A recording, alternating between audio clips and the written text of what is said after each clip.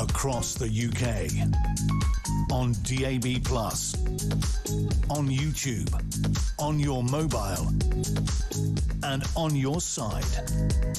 This is Talk.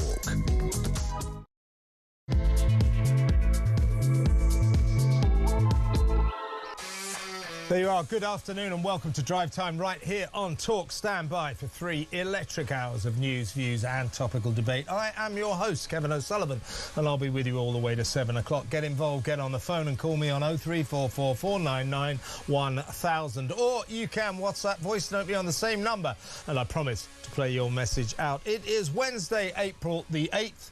Here's what's coming up. Peace in our time for the next fortnight at least, as Trump and the Mad Mullahs both cave in at the 11th hour. Contemptuous critics hailing Donald as the taco president, which stands for Trump, always chickens out. But thanks to his dire threats promising that their entire civilization would die, the Iranians agreed to a ceasefire that came with a price, specifically a $2 million a ship toll for passing through the Strait of Hormuz, a fabulous source of astronomical income for the Ayatollah and his merry madmen in Tehran. Naturally, both sides are claiming victory, but in reality, is this mutual humiliation for America and Iran? Did they both lose?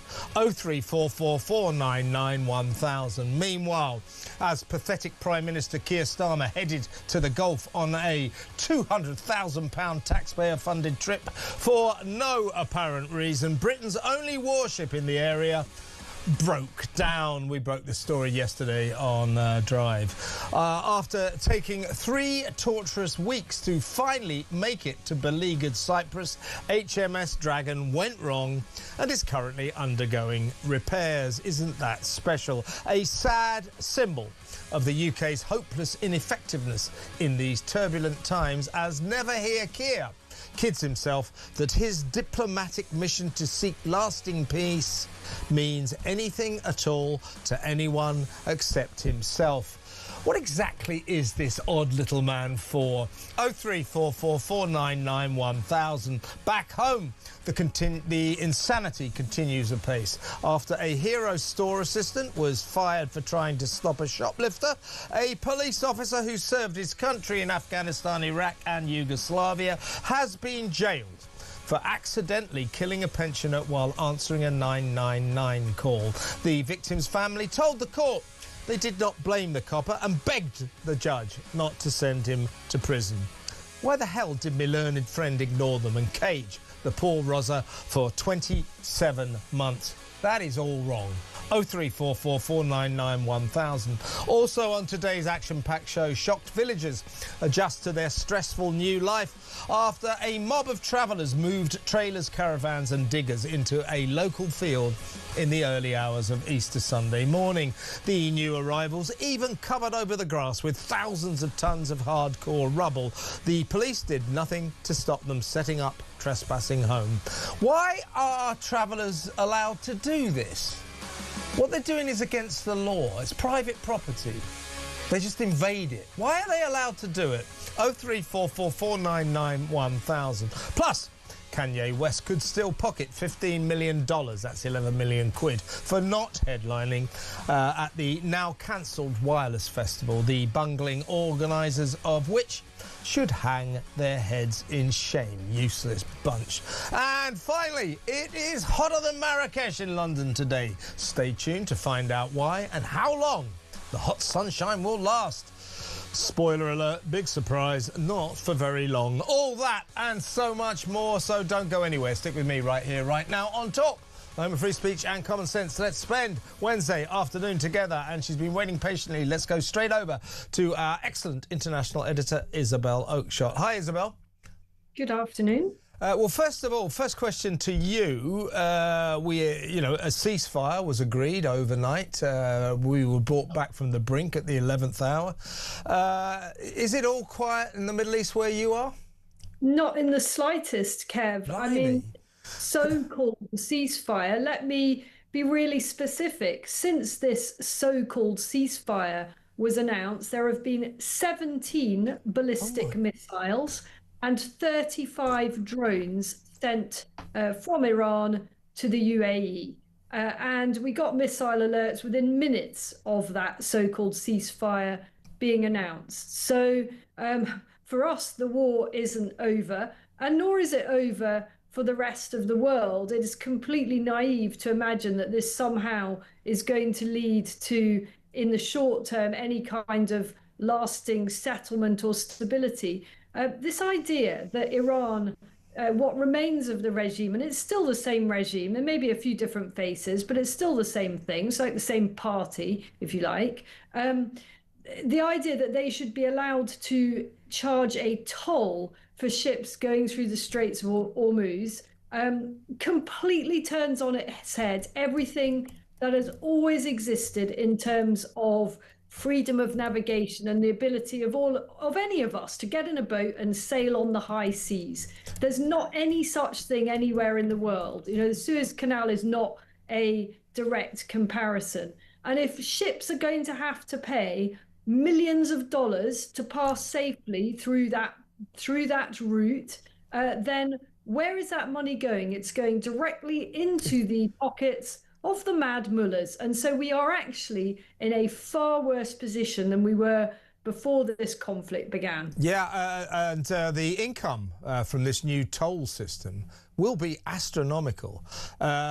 Before the war, typically 130, 140 oil tankers every day passed through the Strait of Hormuz. The idea is now that number of ships will resume. That's probably a moot point, because the question actually is how many insurers will allow ships to go through that dangerous stretch of water. That notwithstanding, if you think about it, 130 ships, each one of those ships under the new system that, frankly, to be honest with you, Donald Trump is responsible for. These ships used to go through free of charge. Each one of those ships will be charged a $2 million toll. $2 million per ship, 130 a day. Now, Iran is going to split that money with Oman, but they are going to get 130, 140 times $1 million every single day. So what Donald Trump has succeeded in doing is providing the mad mullahs, what's left of that regime, which is not gone, let's be honest, with a fabulous source of income. It's just not going to be acceptable to Gulf countries. You know, I mean, this is just an outrageous proposal. Iran, let's be clear, doesn't own the Straits of Hormuz any more than we, the UK, own the English Channel. They have no right whatsoever to be charging some kind of toll. And the notion that Gulf countries are just going to be kind of like, oh, that's fine then, you know, let Oman and Iran split the spoils while the mad Iranian regime continues to hurl missiles and drones in the direction of anyone it pleases or displeases them on any given day. That is absolutely for the birds. I find it quite distasteful that Donald Trump should seek to present this as some kind of joint venture, JV, between America and Iran, you know, charging tolls, or a JV between the Iranians and the Omanis. It's far more serious than that. This is not some kind of little business merger here. This is the fundamental underpinning of how international maritime trade is conducted. And I don't think anyone who fills up their petrol pump in the UK wants some of that money to be going into the pocket of these murderous mullahs. As I was saying in my monologue, Isabel, I think that the actual sort of result of this war, well, as you say, it's still going on, but in terms of the kind of agreement that was reached last night, both sides do not emerge victorious, to say the least. Both sides emerge sort of slightly humiliated. Of course, Iran, to be fair to Trump, his dire threats to kill their civilization, your civilization will die tomorrow, I will raise your country to the ground. To be fair to Trump, that clearly has had an effect, because the Iranians said, OK, we will reopen the Strait of Hormuz, which was his main demand. But at the same time, the humiliation for Donald Trump there is Iran is saying, well, we'll reopen the Strait of Hormuz, but we're going to charge every ship $2 million to go through it. That is an embarrassment for Trump. And, you know, you and I'm a supporter of Trump. I always have been. I like the cut of his... I like the gist of Donald Trump. I like his anti-woke stance. I like what he's done about the migrant crisis in America. I like his general approach. But, you know, I've got to be honest. This Iranian war, this has been an absolute shambles. And what is interesting about what you're saying is the Middle Eastern countries, like the one you're in, the UAE, the Gulf states, if you like, they're furious. They do not want this peace. You know, they're basically saying, hey, Trump, you said you were going to get rid of this awful regime in our midst, and now you're not. So the Gulf states are being galvanised, and again, that will add to the fact that this war is a long way from over. Absolutely, and I'm really concerned. You know, how long is it going to take? You know, just on a practical note, you know, all the schools here in the UAE remain closed. Kids are online learning. Exams have been cancelled. It's kind of like a COVID situation in that regard, educationally. You know, the consequences are, we mainly people talk about the tourism, people talk about real estate, people talk about the economic impact widely, but there are families that are trying to get on with their lives. They love this place and they are completely committed to being here, but there are day-to-day realities. I don't think people feel unsafe, but you can't pretend it's normal when children aren't having their normal education. And what Donald Trump has done is he's poked the hornet's nest, and I agree with what he was trying to achieve, but the execution of it has been found wanting. Yeah, I mean, that's one way of putting it. Yeah. Yeah, I mean, it's easy for us to say, you know, I'm not trying to be an armchair general here, like I sure. do any better. But we can see the effects they're very obvious, aren't they? The whole region has been totally destabilized, and this toll booth idea, this proposal, is going to be outright rejected, I'm sure. Yeah, but I'll tell you another clause in, I think it's about 12, 15 points that the Iranians have delivered to America to say, look, this ceasefire is contingent on this. This is what we demand. And Trump has said, yeah, this is something we can work with. I mean, he's not officially agreeing to all the terms, but he's saying, yeah, we can definitely work with this. Well, one of the demands that he has tacitly agreed to is Iran said you'll have to pay for all the damage that you've inflicted on Iran. That's something like 10,000 bombs worth. And he's tacitly agreed to that. Now, going forward, America will not agree to that. So you wonder what's going to happen in 2 weeks' time. Are we going to get another bloody repeat performance where Donald Trump says, oh, hell, I'm going to destroy Iran. I mean, all hell will break, hellfire, and the world will never see anything like it. Oh, at the last moment, oh, no, look, they want to talk. I'm not going to do it after all. I feel like we are stuck on some sort of crazed hamster wheel. Talking of which, let's have a listen to the US Secretary of Defense Pete Hegseth talking earlier. We're going to make sure Iran complies with this ceasefire and then ultimately comes to the table and makes a deal. So we'll stay put, stay ready, stay vigilant, as the chairman laid out. Our troops are prepared to defend, prepared to go on offense, prepared to restart at a moment's notice with whatever target package would be needed in order to ensure that Iran complies. As far as the Strait, you saw the initial agreement that was struck, which is Iran's letting ships go through. So there'll be that will be happening. They will be sailing. Yeah, he's just omitting that kind of minor nuance, that minor detail that ships can go through as long as they pay $2 million to Tehran. Yeah, thanks, Pete.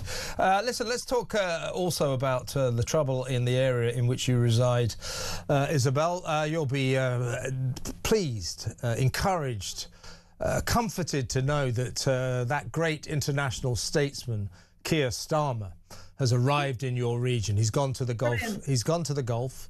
As he's arriving, as a kind of symbol of Starmer's Britain, Starmer's broken Britain. You know that tugboat, HMS Dragon, that something like 10 years ago, no, it was about 3-4 weeks ago, he ordered to be deployed to go to Cyprus to protect the 2 air bases, their British air bases, and the 100,000 British citizens who live on that eastern Mediterranean island. He ordered HMS Dragon, off you go and save all those people, protect them. It took 8 days before it was ready to actually leave Portsmouth Harbour. When it got out of Portsmouth Harbour, it was described as bobbing around in the channel because it went round and round in circles while some more welding was done on it.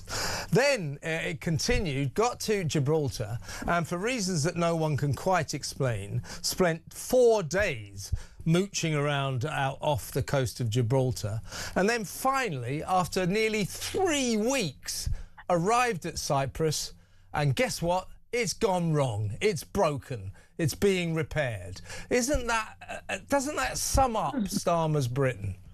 Oh, it's just awful. Honestly, it is awful. You know, I mean, we used to rule the waves, etc., etc. And as for Starmer coming out to this region, of course, they're all going to be very diplomatic and it will be all smiles and there'll be the camera photo opportunities.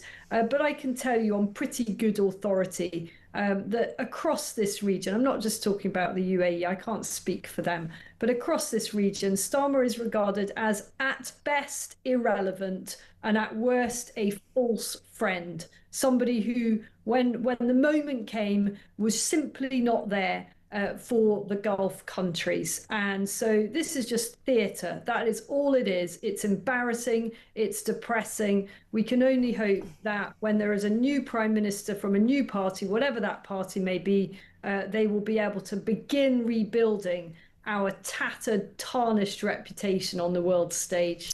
Well, to be fair, though, Isabel, little Keir, he does he loves going on aeroplanes. He loves flying to places. He enjoys international travel. This particular trip to the Gulf, where we are told that he will take part in diplomatic efforts to ensure a lasting peace. Well, you've told us just how well that peace is going so far. Not at all. Anyway, this trip will cost us, the British taxpayer, £200,000. I mean, you know, stay in Downing Street, mate. It's pointless what you're doing. At least save us the 200 grand. This is getting... Never hear Keir is becoming ridiculous, isn't it? It's just really uncomfortable to watch because I just know how irrelevant he is. I know that there's no great respect for him in this part of the world more widely. And it's just photo opportunities. People in the UK deserve better than that. British voters do not pay £200,000 for a stupid photo opportunity of our Prime Minister standing in front of the Union flag with... I mean, it's just a complete and utter charade, isn't it? Yeah, we've got a warship that's broken down. We've got a Prime Minister that's no use to anyone. Was his statement. The Prime Minister will travel to the Gulf this week to meet leaders of countries who have been in the front line. I think they mean on the front line, and will set out his full support for the newly agreed ceasefire.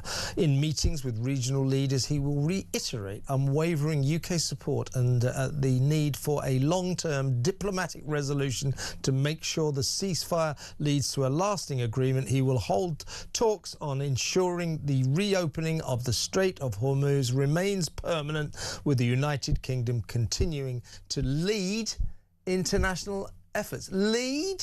I mean, it's just rubbish. It's just not true. And, you know, I just feel so gaslit, you know, after hearing Trump just talking absolute nonsense about regime change in Iran, you know, saying he's dealing with new and much more reasonable people. After hearing about a ceasefire that I can literally hear overhead, a ceasefire. And now hearing that my Prime Minister in the UK is apparently leading efforts. Have I walked through some looking glass somewhere? Am I in Narnia? I don't know where we are, but it isn't the real world. You're right. We are being gaslit from both sides of the Atlantic. Well said, Isabel. Excellent to have her on the show. And we'll be talking tomorrow with a major exclusive. So thank you so much. Isabel Oakeshott, Talks International Editor. As I say, back tomorrow. She's got a great story for us. So you can get excited about that for the next 24 hours. In the meantime, meantime, let's go to break. When we come back, we'll talk more on Keir's his mission to the Middle East. We'll talk about that next.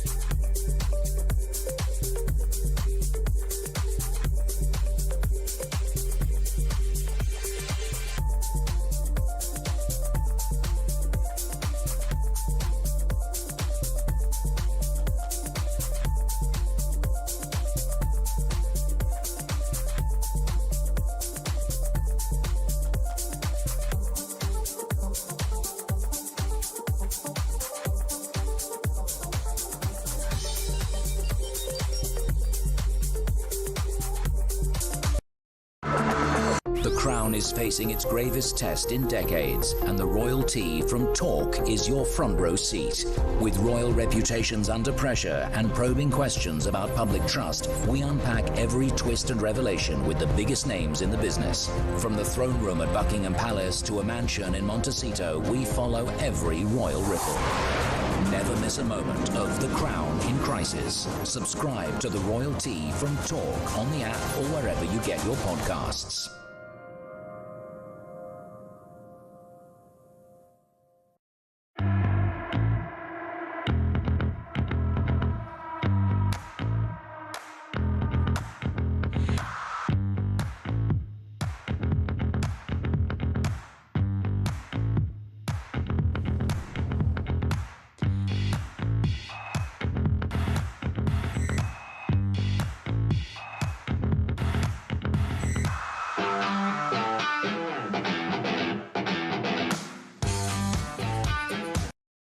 Across the UK, on DAB+, on YouTube, on your mobile, and on your side.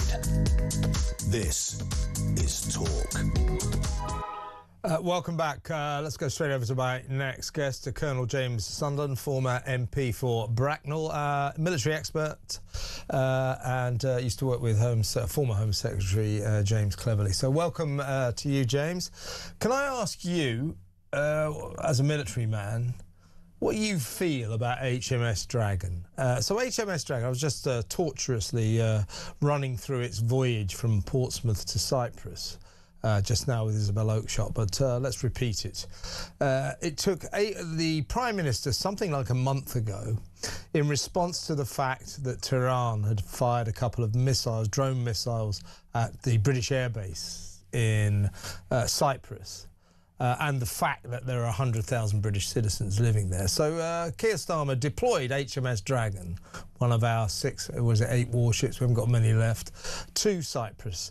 It took 8 days before it was ready to leave Portsmouth Harbour. The funnel at one point covered in scaffolding, welding going on left, right and centre. It finally left, got into the English Channel, where it was described as bobbing around for quite a long time, and apparently it kind of went round in circles whilst continued repairs, maintenance was carried out. Then it carried on to Gibraltar, around the west coast of France and Spain and all that. Got to Gibraltar, where mysteriously, for reasons that people don't quite seem to be able to explain, it spent 4 days. And then it finally continued on to Cyprus, arriving at Cyprus the best part of 3 weeks after it was deployed from Portsmouth. Incredible, so slow, unbelievable.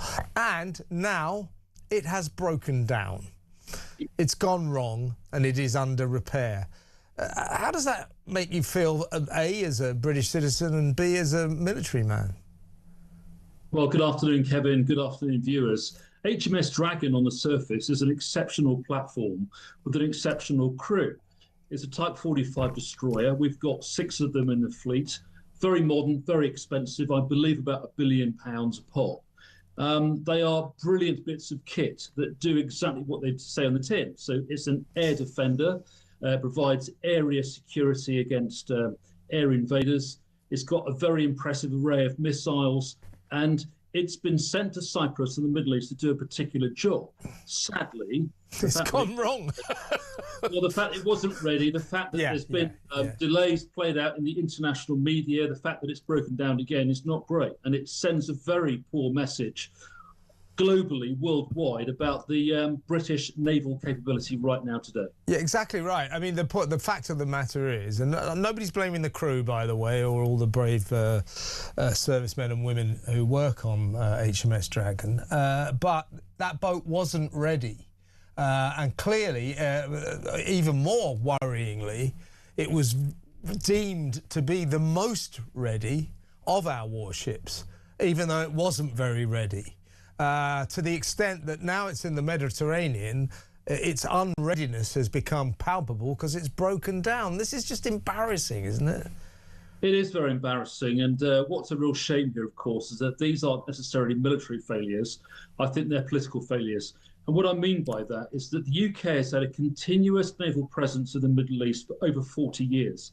That was until the point at which HMS Lancaster was decommissioned in Bahrain before Christmas, end of 2025. So Labour's broken that commitment. And aside from that, you know, if you take £2.6 billion out in year as a saving, do not be from the MOD, do not be too surprised at all if things don't work. So in my view, what's underpinning this very failure is a lack of cash in the MOD. It's not long-term commitments. It's not what we call the CDL, the capital position. It's not the longer lead times for procurement projects or funding that underpins our commitment to NATO. This is about in-year cash, and Labour has starved the MOD in-year of cash.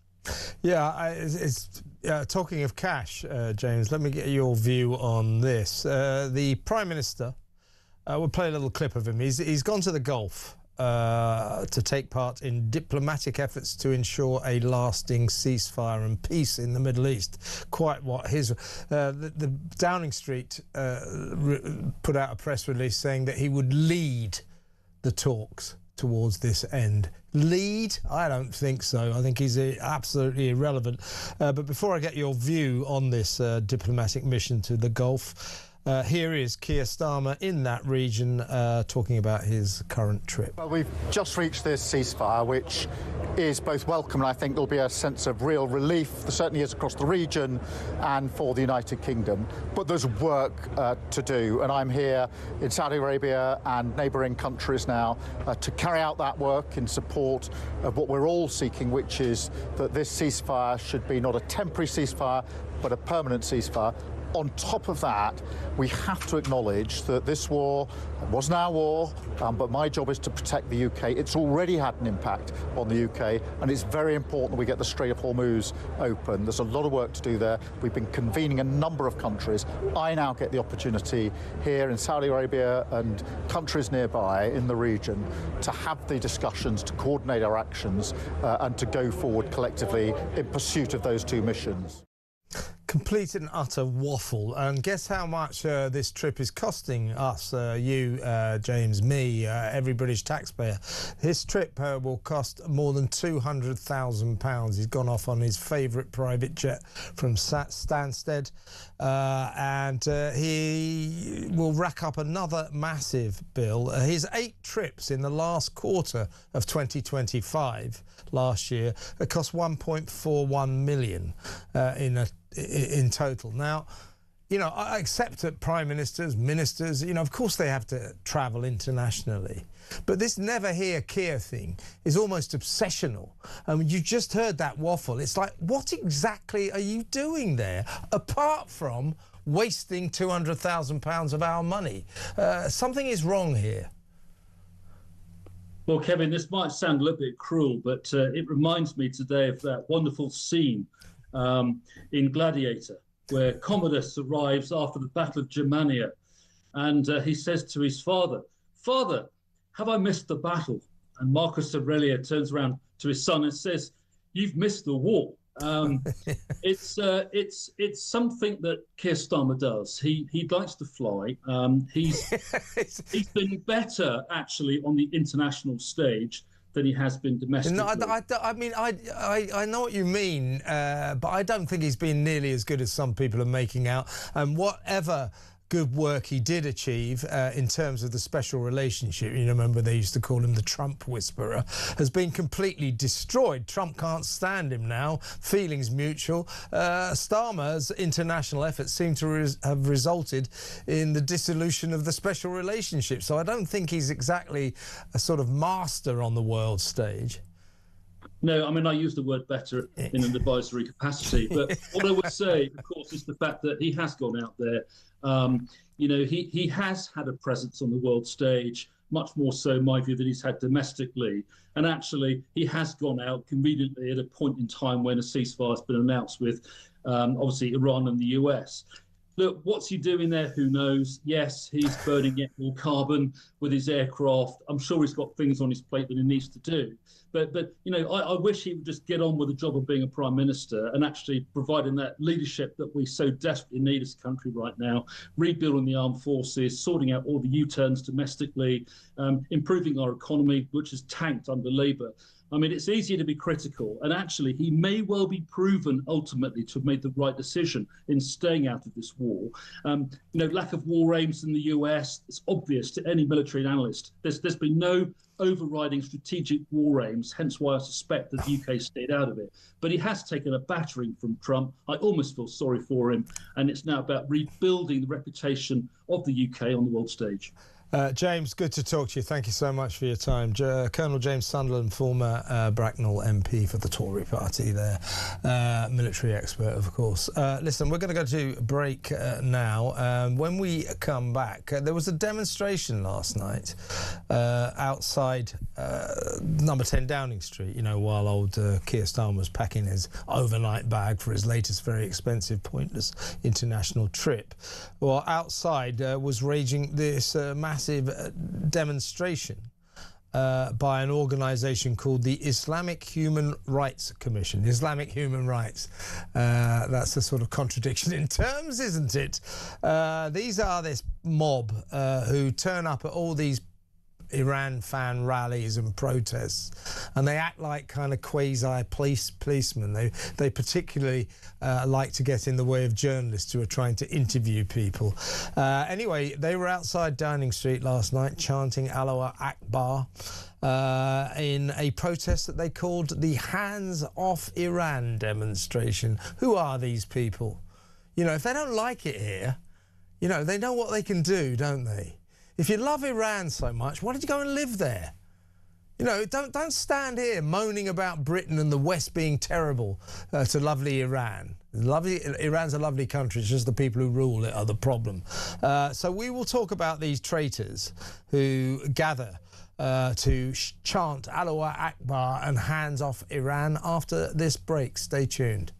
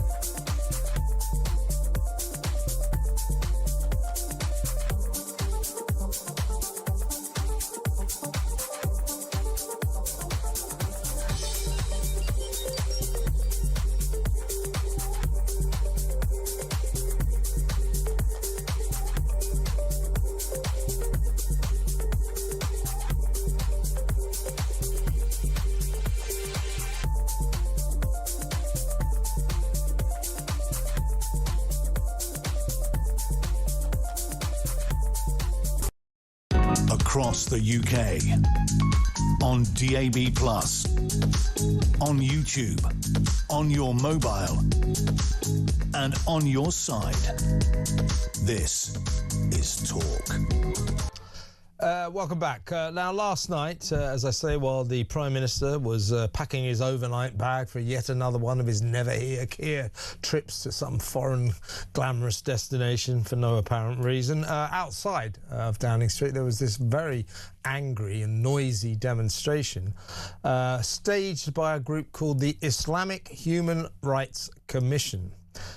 This was apparently a hands-off Iran protest in which they hailed the dead mass murderer Ayatollah Ali Khamenei as a man of principle. This was a man who organised just a couple of months ago the slaughter of at least 30,000 of his innocent citizens.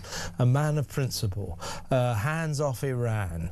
Who are these people? And as I say, if they don't like it here in this country, think Iran is so great, why don't they just go back there or something, or go there? I don't know. It just seems a little bit wrong and a bit inappropriate. Let's talk to the director of the Association of Anglo-Iranian Women in the UK, Leila Jazayeri. Leila, welcome to the show. Thank you for having me on. Who are these people, Leila? The Islamic Human Rights Commission. One of the reasons I ask is they were the ones responsible for this hands-off Iran demonstration outside Downing Street last night. But they seem to crop up quite often at these Iran fan rallies. There was one about 3 weeks ago, the Al-Quds rally in central London, where all these Islamic Human Rights Commission guys sort of put on, high-vis jackets and acted like quasi-coppers, like policemen, sort of crowd management. And what they were mainly doing is stopping demonstrators talking to members of the media. They don't like that kind of thing. So my question to you is, who are these people? What is the Islamic Human Rights Commission? Well, I know this much, that the Iranian regime does not operate only through official channels. It also uses networks of individuals, groups, basically foreign societies, who support them, who advance the political and ideological objectives of the regime abroad. Yeah. That is one of the demands of the Iranian, of the Prime Minister, that still they haven't put the IRGC on terrorism list and close the embassy, because the Iranian regime embassy in here is not like any other embassy, a diplomatic center. It primarily fulfills the regime's ideological objectives. And these, So these people from this group last night, that we see at these demonstrations is like the Islamic Human Rights Commission. You could describe as the Ayatollah's useful idiots who spread his message through Britain. Well, the group that calls a mass murderer a man of principle, a man of principle, we can guess what kind of group that would be. Yeah, exactly right. And they're shouting Allahu Akbar, hands off Iran. Now, nobody wanted to see Iran, bombed into the Stone Age as President Trump threatened, and nobody wanted to see the death of Iran's great civilization. Of course, we didn't want to see that. But at the same time, it seems to me very inappropriate that you have people standing outside Downing Street chanting in favour of the Iranian regime. I don't think Iran is our enemy. I think the Iranian Ayatollah's regime is our enemy, and I don't think we want their supporters shouting and screaming on the streets of Britain. Look, Iranian regime does not have any care for the Iranian people or the civilian infrastructure of Iran. We all saw what happened during the January uprising. They executed thousands. As the war was going on, they were executing people. The protesters who were arrested in January and members of the main opposition. To yesterday, the head of judiciary ordered acceleration in executions. They are the same regime that they use humans as hostages and human shields. So They have no care for the people. What's your view, Leila, on America and Israel's campaign against the Ayatollah, the mad mullahs, as we call them? My view is this: the actuality of this conflict has not worked out brilliantly, actually, for either side. That said, sooner or later, it strikes me that the West, in the form mainly of America, I assume, was going to have to do something about Iran. I mean, this was essentially the mad mullahs, the Ayatollahs had turned Iran into an international terrorist country, a centre of terrorism, causing, death, destruction and misery all over the world. In the end, something was going to have to be done.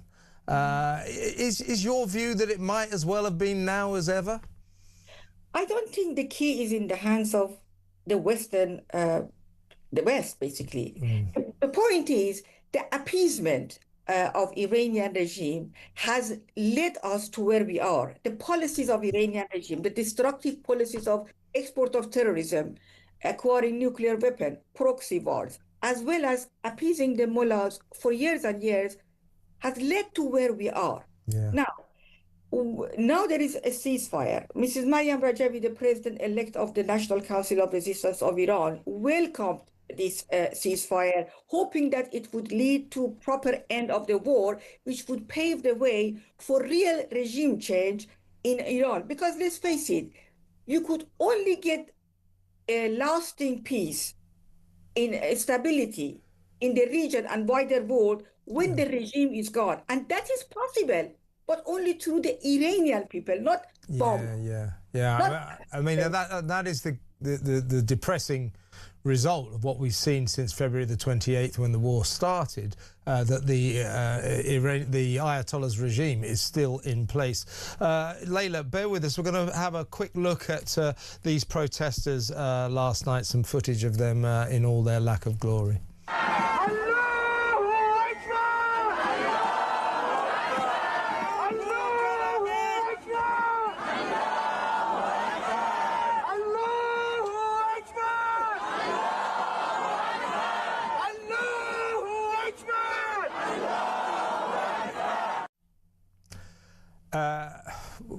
What do you make of that?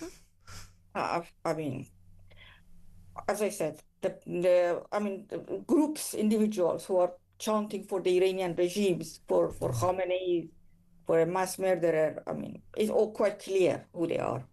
And a last point, it's great to have you on the show, Leila, but a last point, you're a representative of the Association of Anglo-Iranian Women. If nothing else, from my point of view as a sort of Western bloke, I think we ought to get rid of the Ayatollah's regime because apart from all of its other atrocities, it makes life for women unimaginably horrible, doesn't it? Absolutely. I mean, women are the prime victim of the Iranian regime. But listen, the regime change is possible. In fact, the Iranian resistance, there's a network of resistance inside Iran led by women. Regime change is possible through a nationwide popular uprising, which is organized. That organization exists. So all the West needs to do is support the Iranian people and their organized resistance and their rights to self-defense, because we can't fight the IRGC by empty hand. Let's face it. No. So the right to self-defense should be recognized by the West. We don't need boots on the ground. We don't need money. We don't need no support. Only officially support the Iranian people and their organized resistance. The rest we take care of it. And last question, Leila. Should the British government, should we, disband the Iranian embassy because it is representative of the Ayatollah, who we're told may or may not be conscious right now? Should we get rid of the Iranian embassy, cease recognising Iran as an official country? And should we do something about the Iranian Revolutionary Guard Corps, the IRGC? We should make them a prohibited organisation, terrorist organisation, shouldn't we? Well, the prime minister should have done it. I mean, all prime ministers, Conservative and Labour, whoever came to power, they promised to put them on terrorism list. They never did it. This is long overdue. This is a terrorist organization that is responsible for suppression, execution of people inside Iran and export of terrorism and war outside Iran. And why don't they do that? Because that is appeasement policy still exists. Yeah. Until we get rid of appeasement, it is appeasement, Layla. It's appeasement, and it is the craven continued pursuit of the Muslim vote on the part of this Labour government. Layla, really good to have you on the show. Come on again soon. That's Layla Yazareri. She is director of the Association of Anglo-Iranian Women in the UK. Before we go to break, let me remind you of the demonstration that took part outside Downing Street last night.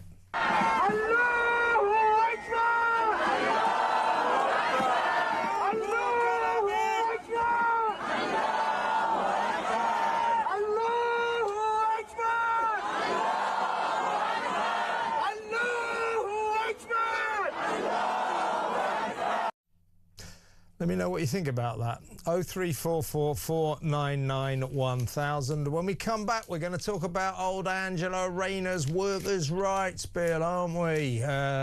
It's really starting to kick in. The police will be empowered to burst into your business, smash the door down, seize documents, seize computers, and make arrests.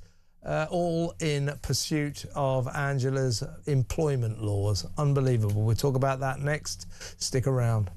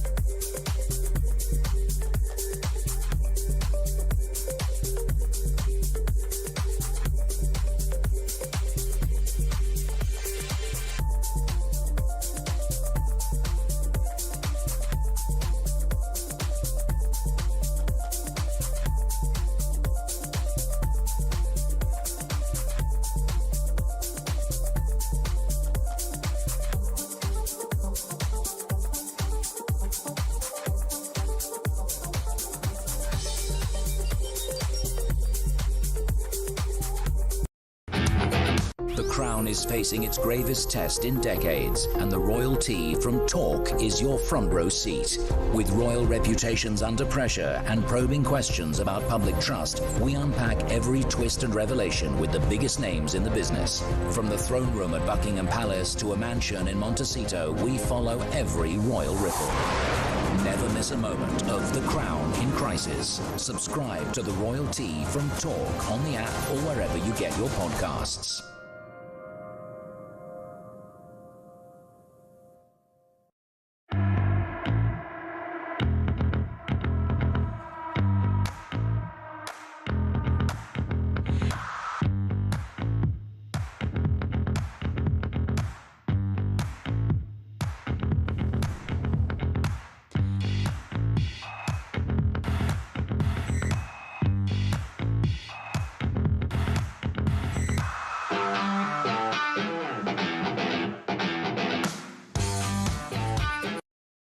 Across the UK, on DAB+, on YouTube, on your mobile, and on your side.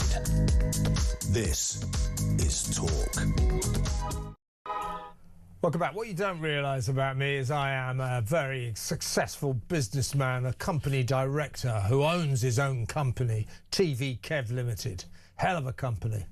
It's how I get paid, basically. It's got one employee. That's my wife. She's the company secretary. I pay her a handsome salary, £1 a year. Anyway, as an alleged employee, I'm not really, I received this letter today in the post. And this is from the Employers Compliancy Board. It's inviting me to a bloody great meeting of other employers to teach us how to comply with Angela Rayner's Workers' Rights Bill. And it says in it, you know, if we don't comply, that the police will be empowered to force their way into our businesses and to make sure that we are doing what we're told. I mean, it's jackboot city, mate. Let's go over to journalist and broadcaster Robert Taylor. Yeah, Robert, this involves me as a company owner. As I say, I'm not exactly sort of Rothschild. I've got one employee, my wife, £1 a year. She's the company secretary. She complains about her wages all the time. She says she wants me to double it. I said I just can't afford that. But seriously, what we learned today is that Angela Rayner's Workers' Rights Act will empower the police to, if they suspect you're not complying with the terms of the Workers' Rights Act, which is things like, you know, allowing people to sue you on day one, to go off sick within 1 hour of starting, and you can't fire them, that kind of thing. This will empower the police to smash down doors, conduct full aggressive property searches of businesses, seize computers, phones and documents, and make arrests to enforce Angela's business-killing measures. It's unbelievable, isn't it? Well, yes, it is. It's the big authoritarian state getting ever bigger, ever more authoritarian. The state just loves arresting people and loves arresting the wrong people.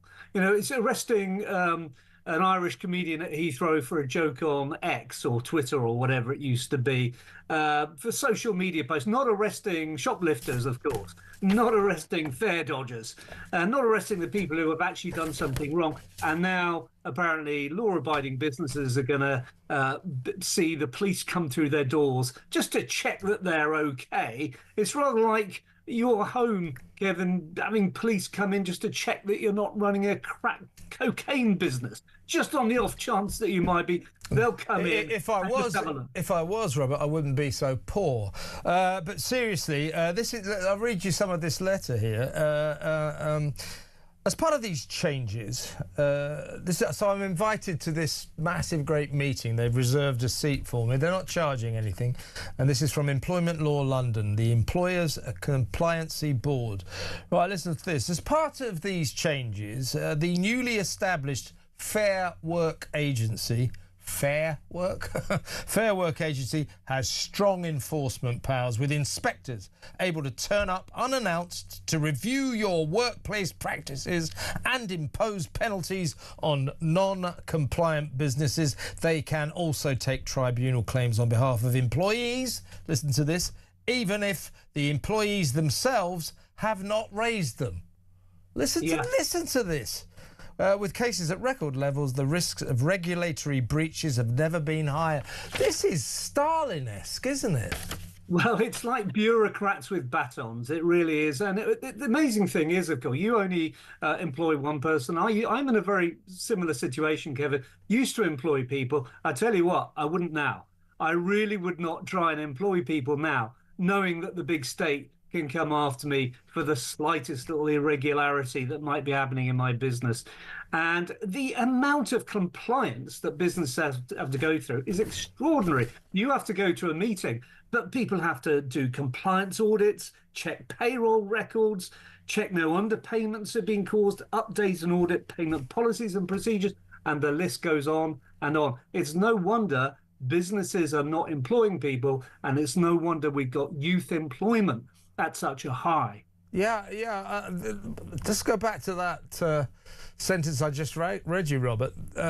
This is the Fair Work Agency can also take tribunal claims on behalf of employees. So disgruntled workers, they're not paying me enough, the conditions are blah, blah, blah. I am hereby taking them to a tribunal. That's okay, that's normal practice. But they can take claims on behalf of employees even if the employees themselves have not raised them. What is that about? That's inspectors going in and saying, well, you should have provided them with 2 tea breaks or something like that, and launching action against businesses when the workers have not even complained. As I say, this is Stalinist, isn't it? It is, and it's no wonder that businesses are starting to see government not as an enabler of business, but as an adversary, as a kind of enemy that's preventing business, that's giving them a whole load of red tape and, as you've just read out, even worse than red tape, rather than getting on with the business of working hard, earning money, and then paying tax and growing the economy. All of that is smashed because of this overreach by the big state. Yeah, and I'll tell you what this means. This is because of Angela Wright's Workers' Rights Act. This clearly adds up to the government is going to go to war with businesses over the rights of employees. They're going to go to war with businesses even if the employees and the workers aren't complaining. This is a government thing. This is another Labour socialist ideological thing. Where they don't like business and they're going to declare war on entrepreneurs and employers. It's really sinister and it's destructive to this country's economy. It is, and in my opinion, it's no surprise then that we've got minuscule growth in the economy as a whole, because we're simply not encouraging business. We're simply not encouraging people to be entrepreneurs.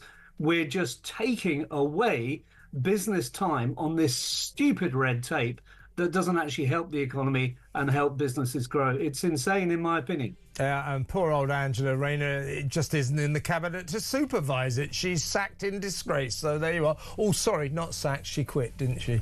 Got to say that for legal reasons. Robert, brilliant to have you on the show. Thank you so much. Robert Taylor there, journalist and broadcaster. When we come back, Graham Stringer, the independent-minded, outspoken Labour MP, will join me to go through some of the big stories of the day. You don't want to miss that. Stay tuned.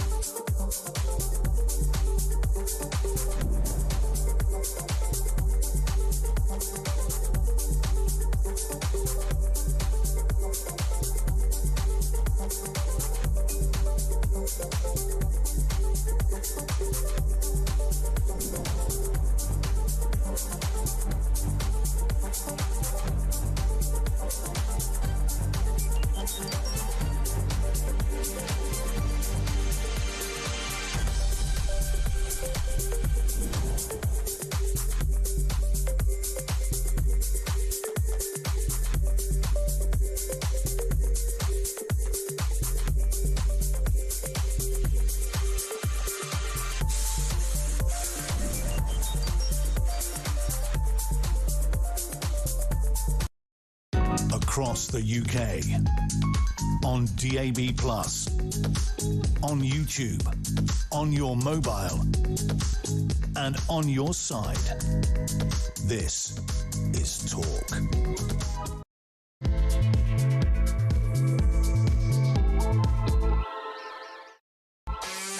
Welcome back. In a little while, I'm going to bring you the story that's probably annoyed me the most today. It's a shocking story about this copper, a dedicated copper, served his country in Yugoslavia, Iraq and Afghanistan, joined the police late in life. He was a 57-year-old PC, got involved in a terrible accident on a 999 call, hit a motorbike, poor pensioner lady on the back seat, died. He's just been sent to jail for 27 months for that, despite the fact that the lady's family said, look, he was a copper on a 999 call. He was actually going to answer a call about a baby who was apparently being choked, with choking baby. He was trying to save a baby's life. Something went terribly wrong. The family of the poor victim, the lady who died, they went to the court and they said, look, we do not blame this police officer for what happened to our mum. Please don't send him to jail. The judge ignored them and sent him to jail for 27 months. This is clearly a good man. He has served his country in the forces in 3 countries. Late in life, he joined the police force to do his bit, and he gets treated like this in the courts. Why are we always punishing the good guys and the bad guys walk scot-free? Why? Why is he going to jail for 27 months when Hugh Edwards, child sex abuser, didn't go to jail at all? What is going on there? 0344 499 1000. Before we get to that shocking story, let's go through some of the big international stories of the day with Labour MP for Blackley and Middleton, the outspoken and independent-minded Graham Stringer. Welcome, Graham. Good afternoon. First up, let me play you a clip of your boss, Keir Starmer. He has arrived in the Gulf to take part in peace talks to ensure a lasting ceasefire in that region. Here he is. Well, we've just reached this ceasefire, which is both welcome and I think there'll be a sense of real relief. There certainly is across the region and for the United Kingdom. But there's work to do, and I'm here in Saudi Arabia and neighbouring countries now to carry out that work in support of what we're all seeking, which is that this ceasefire should be not a temporary ceasefire, but a permanent ceasefire. On top of that, we have to acknowledge that this war wasn't our war, but my job is to protect the UK. It's already had an impact on the UK, and it's very important that we get the Strait of Hormuz open. There's a lot of work to do there. We've been convening a number of countries. I now get the opportunity here in Saudi Arabia and countries nearby in the region to have the discussions, to coordinate our actions, and to go forward collectively in pursuit of those 2 missions. Graham, I'm not sure what any of that means, but I do know that the latest of Keir Starmer's many foreign trips, Never Hear Keir, is costing British taxpayers £200,000, more than £200,000. And I just wonder, what do you think he's going to achieve out there? I mean, that just sounded like a load of old waffle. Would he not be better employed, back in Britain, where we have our own problems to deal with, and perhaps dealing with the fact that our lone warship that we finally sent to protect Cyprus, HMS Dragon, took 8 days to get out of Portsmouth Harbour, took about 3 weeks to finally get to Cyprus, has now broken down. He should be attending to that kind of emergency rather than waffling away in Saudi Arabia, don't you think? I'd be more able to answer that question if he'd been clearer about what steps he was going to take to what are obviously worthy ends. Having a peaceful solution to a conflict is a good thing. Getting the straits open so that the pressure on the price of oil goes down is a good thing. But it's not clear to me what role he will play. Saudi Arabia are an ally of this country. Talking to them is probably a good thing, but I'd like to know more details, because it's difficult to judge what he's doing if he doesn't tell you about the steps he will be taking. And clearly the point you make about the state of our armed forces, not just the Navy and the ship, needs dealing with. The fact is that the Chancellor is not opening the Treasury coffers to hit the targets of increased expenditure that have been promised by the Prime Minister. So dealing with that situation and getting our Army, Navy and Air Force into the right conditions is vital. Yeah, you're right, Graham. That's exactly what I was thinking. It's like, you know, it would be juvenile to say, oh, why is the Prime Minister always flying abroad? He's the leader of this country. Of course he has to travel the globe. Of course he does. But he needs to articulate why. And he's been telling us since February the 28th, when the war broke out, this is not our war, this is not our war. I took the decision for us not to get involved in the war. But even though it's not our war, he does seem to see it as his role to seal the peace, which is a bit strange, isn't it? A bit kind of counterintuitive. It's not our war, but I am in the peace talks. I think there's 2 points there. One, you don't have to be a combatant to enable peace talks. I mean, Pakistan has been trying to do that. So that's not a bad thing. But this is not our war is a headline-grabbing statement. It's not real, is it? Because the war, although we didn't initiate it, we have got armed forces engaged in a defensive role. We're helping the Americans in some ways. So we are involved. There is an impact on inflation, house prices, the whole of the economy here. But the point still remains. You're absolutely right. If you can be helpful in reaching peace, that's a good thing. Is it a problem, you know, the never hear Keir joke that everybody makes? I mean, he is the most travelled Prime Minister we've ever had by a long chalk. The last quarter of 2025, he spent £1.4 million in plane trips around the world. He is always abroad. Now, as I say, nobody's going to say he's the Prime Minister, he must never leave Britain. But his propensity for constant foreign travel, do you think it's a problem? Because I think a lot of British citizens think it is. I think each foreign trip can be justified or not on its own terms. I think in going to was it in Rio, the South American climate conference was a total waste of money at one end. Going to meetings with the President of the United States is nearly always valuable. So there is a spectrum of the importance of those things. But the other side of that coin is that he appears to be delegating too many things to people who shouldn't really have the responsibility, whether it's officials in number 10 or whether it's junior ministers. There is a sense in which he's the Prime Minister. He needs to be more hands-on at home and to be more involved in it, like most Labour MPs.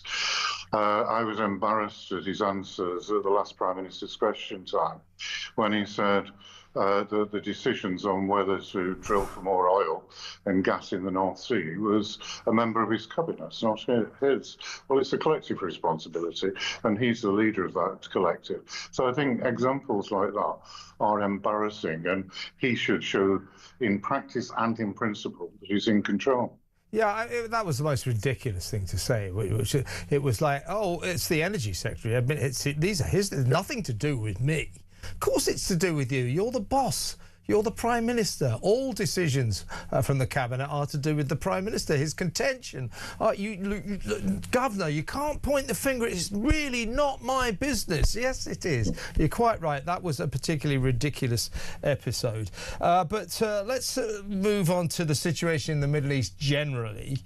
There's something deeply unsatisfactory about this ceasefire, this peace deal that's been arranged. First of all, I was just talking to our correspondent, Isabel Oakshott, who lives in Dubai, and she said, if this is peace, I'd hate to see war. Something like 17 ballistic missiles have been fired at Dubai overnight. So it doesn't exactly seem to be peace in our time. But the worst aspect of this temporary arrangement, as Pete Hegseth, the Defence Secretary of America, boasts about, yeah, we got the Strait of Hormuz open, they agreed to open it. Yeah, they've agreed to open it for a toll of $2 million a ship going through. Now, in the heyday of the Strait of Hormuz, about 130 ships, oil tankers, went through that stretch of water, that 25-mile stretch of sea off the coast of Iran every single day. Now, if that resumes, they're going to split these tolls with Oman. So Iran will be receiving $130 million every single day for the boats that go through the Strait of Hormuz. It will be able to rebuild, rearm. That is not satisfactory, is it? No. And I don't know the details of what was in that agreement. There are contradictory reports in the press. But the fundamental, if you ask any Labour politician, what's the solution to Gaza, Israel, the Middle East in general, they will say what I'm going to say now, which I agree with. We want to secure Israel and justice for the Palestinians so that they can live a free life as well, the two-state solution. Anything that's not working towards that leaves Iran supporting groups like Hezbollah and Hamas and the Houthis attacking Israel on the basis that Iran's policy is to kill Jews and eradicate Israel as a state from the face of the earth, then allowing them to pursue those genocidal policies will mean that there won't be peace until that is sorted out. And it seems to me that what I've read of this peace deal, that they're moving nowhere near that position. What did you think, Graham, in the lead up to last night's 11th hour climb down? You know, the president threatening, you know, that the civilization will die tomorrow, we will reduce Iran back to the Stone Age. You know, at one point, you know, talking about, you know, open the effing straits, you crazy bastards, and all this kind of stuff. I mean, you could to an extent say that these dire threats did work insofar as Iran buckled to an extent, but America has had to buckle as well. What are your thoughts as a sort of veteran of the political scene of what we've seen emanating from the White House over the last week or so? It's completely beyond my intellect to understand what the President of the United States is saying. He contradicts himself. And you can never tell if he's playing such a clever game, nobody understands those, or whether he is just saying the first thing that comes into his head that he thinks will rattle cages or will get him on the road to a peace a Nobel Peace Prize. So I really don't know that. All you can look at are the facts on the ground. There's been a lot of destruction, a lot of people killed, and we don't seem anywhere nearer to the basis of a long-lasting peace in the Middle East, which must mean that Iran stops threatening genocide against Israel and the Jews in the region. Yeah, and the Gulf states, the surrounding Gulf states, are not happy with the idea of peace at all. They want Iran finished off. The problem is that although there's no doubt that since February the 8th, this intensive bombing campaign by America and Israel has massively denuded Iran and its military power, it is still in power. The regime, the Ayatollah's regime, is still in power, and in effect, although they are much reduced, the net result of what we've seen since February the 28th is jolly good. The Strait of Hormuz is now reopened, but the net result of what Donald Trump seems to have achieved is that boats can once again pass through this strategic stretch of water, only from now on every single one of them would have to pay $2 million to Iran to do so. That is not a great result, is it? No, it's not a great result. And as much as one can tell, the evil and appalling Ayatollah Khamenei is gone.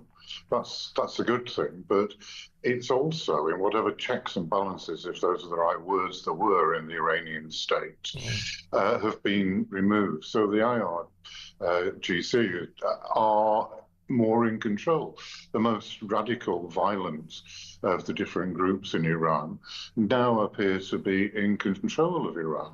And that can't be a good outcome either. I mean, there is part of me, I'm old enough to remember the Iraq-Iran war of more than 40 years ago. Most commentators at the time thought Iraq would win, because they were more powerful, better equipped. They didn't win. The Iranians have enormous resilience and determination to withstand all sorts of privations. And I don't think that whatever else the Americans did when they went in, I don't think they had any plan apart from killing the Ayatollah, which has been achieved. And as you've pointed out a number of things that are not good outcomes, I've pointed out another one. So in some ways, the situation is now worse than it was, with the Gulf states having been bombarded and taking a hit, price of oil going up, the world economy, as well as the UK economy, have been badly damaged. Exactly. Last question, Graham. The Energy Secretary, Ed Miliband, I think what the nation is looking for in these turbulent times at this critical point, with the Strait of Hormuz still, by the way, effectively closed because insurers are not insuring ships to go through. So that used to be responsible for 20% of the entire oil requirements of the world used to go through the Strait of Hormuz. 20% of our oil went through the Strait of Hormuz. That is now not happening. We need pragmatism and compromise on the part of our government right now. What we don't need is Ed Miliband's zealotry, his ideology. He is doubling down on not drilling in the North Sea.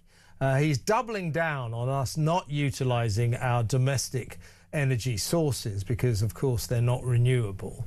And he is doubling down on his fantasy that this country can very soon be powered only by windmills and solar panels. That's not true. It never can be.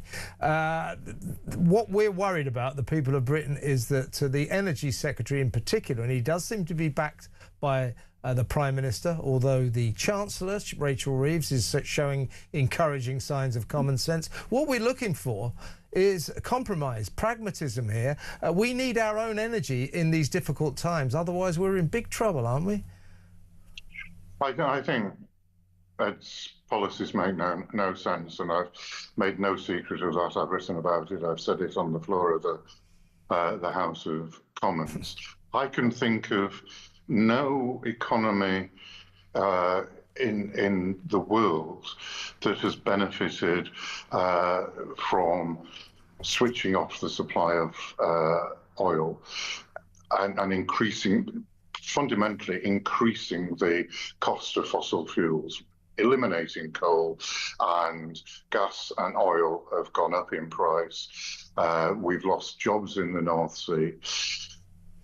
We want those jobs in the North Sea, and that will be good for the economy, while releasing the gas and oil will not affect the world price very much. It will give us a certain amount of security, and it will help the economy. There is no economy that will compete when we have the highest price of energy in the industrial world, and it's the fourth highest price for domestic consumers. So I fundamentally disagree with Ed. I think he's wrong. I think he's extreme, and the Chancellor and the Prime Minister need to get on top of the policy. Yeah, Chancellor Rachel Reeves is starting to move in the right direction, but Keir Starmer seems to incessantly support Ed Miliband. Well, you'll be aware, Graham, but we should tell Keir Starmer that is not going down well with the people of Britain. It really isn't. We need some help here. And Ed Miliband's zealotry is inappropriate right now. It really is. Graham, brilliant to talk to you. Thank you so much for your time. That's the excellent Graham Stringer MP, Labour MP for Blackley and Middleton South. As you can hear, a man of his own mind, an independent thinker, says what he thinks. We like that. Let's go to break now. When we come back, we're going to talk about that copper who's gone to jail, incredibly unfairly in my view. That next. Stay tuned.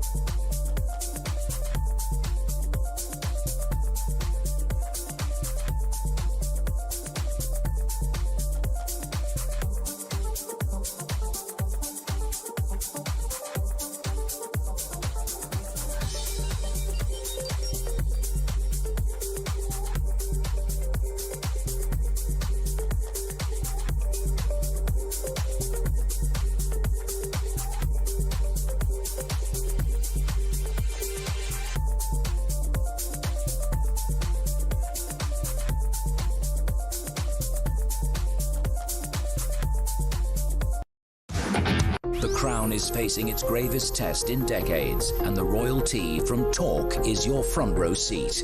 With royal reputations under pressure and probing questions about public trust, we unpack every twist and revelation with the biggest names in the business. From the throne room at Buckingham Palace to a mansion in Montecito, we follow every royal ripple. Never miss a moment of The Crown in crisis. Subscribe to the royalty from Talk on the app or wherever you get your podcasts.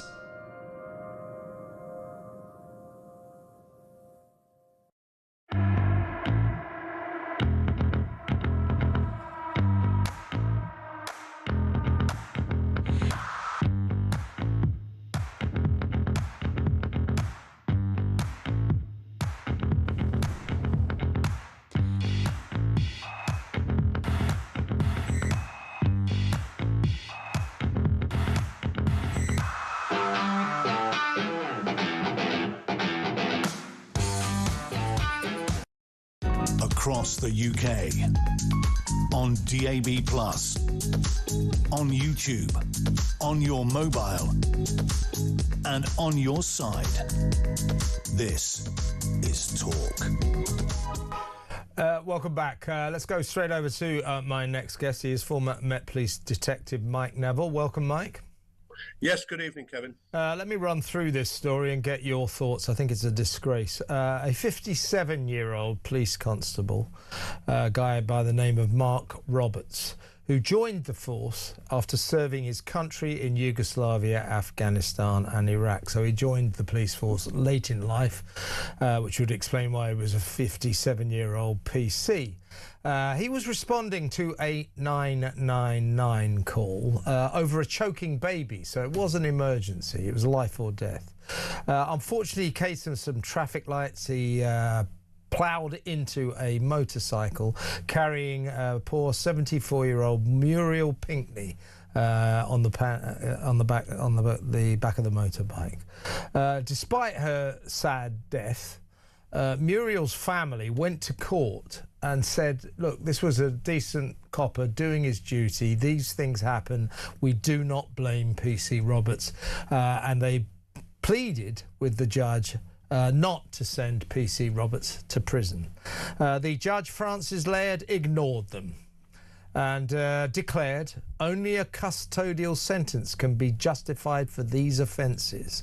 So this man, this decent man, clearly a good man, who's served his country in 3 countries, joined up for the police force after finishing his military service, 57 years old, has been sent to jail for this accident for 27 months. That, Mike, sums up everything that is wrong in this country. A good man being done badly wrong by a justice system that doesn't know right from wrong.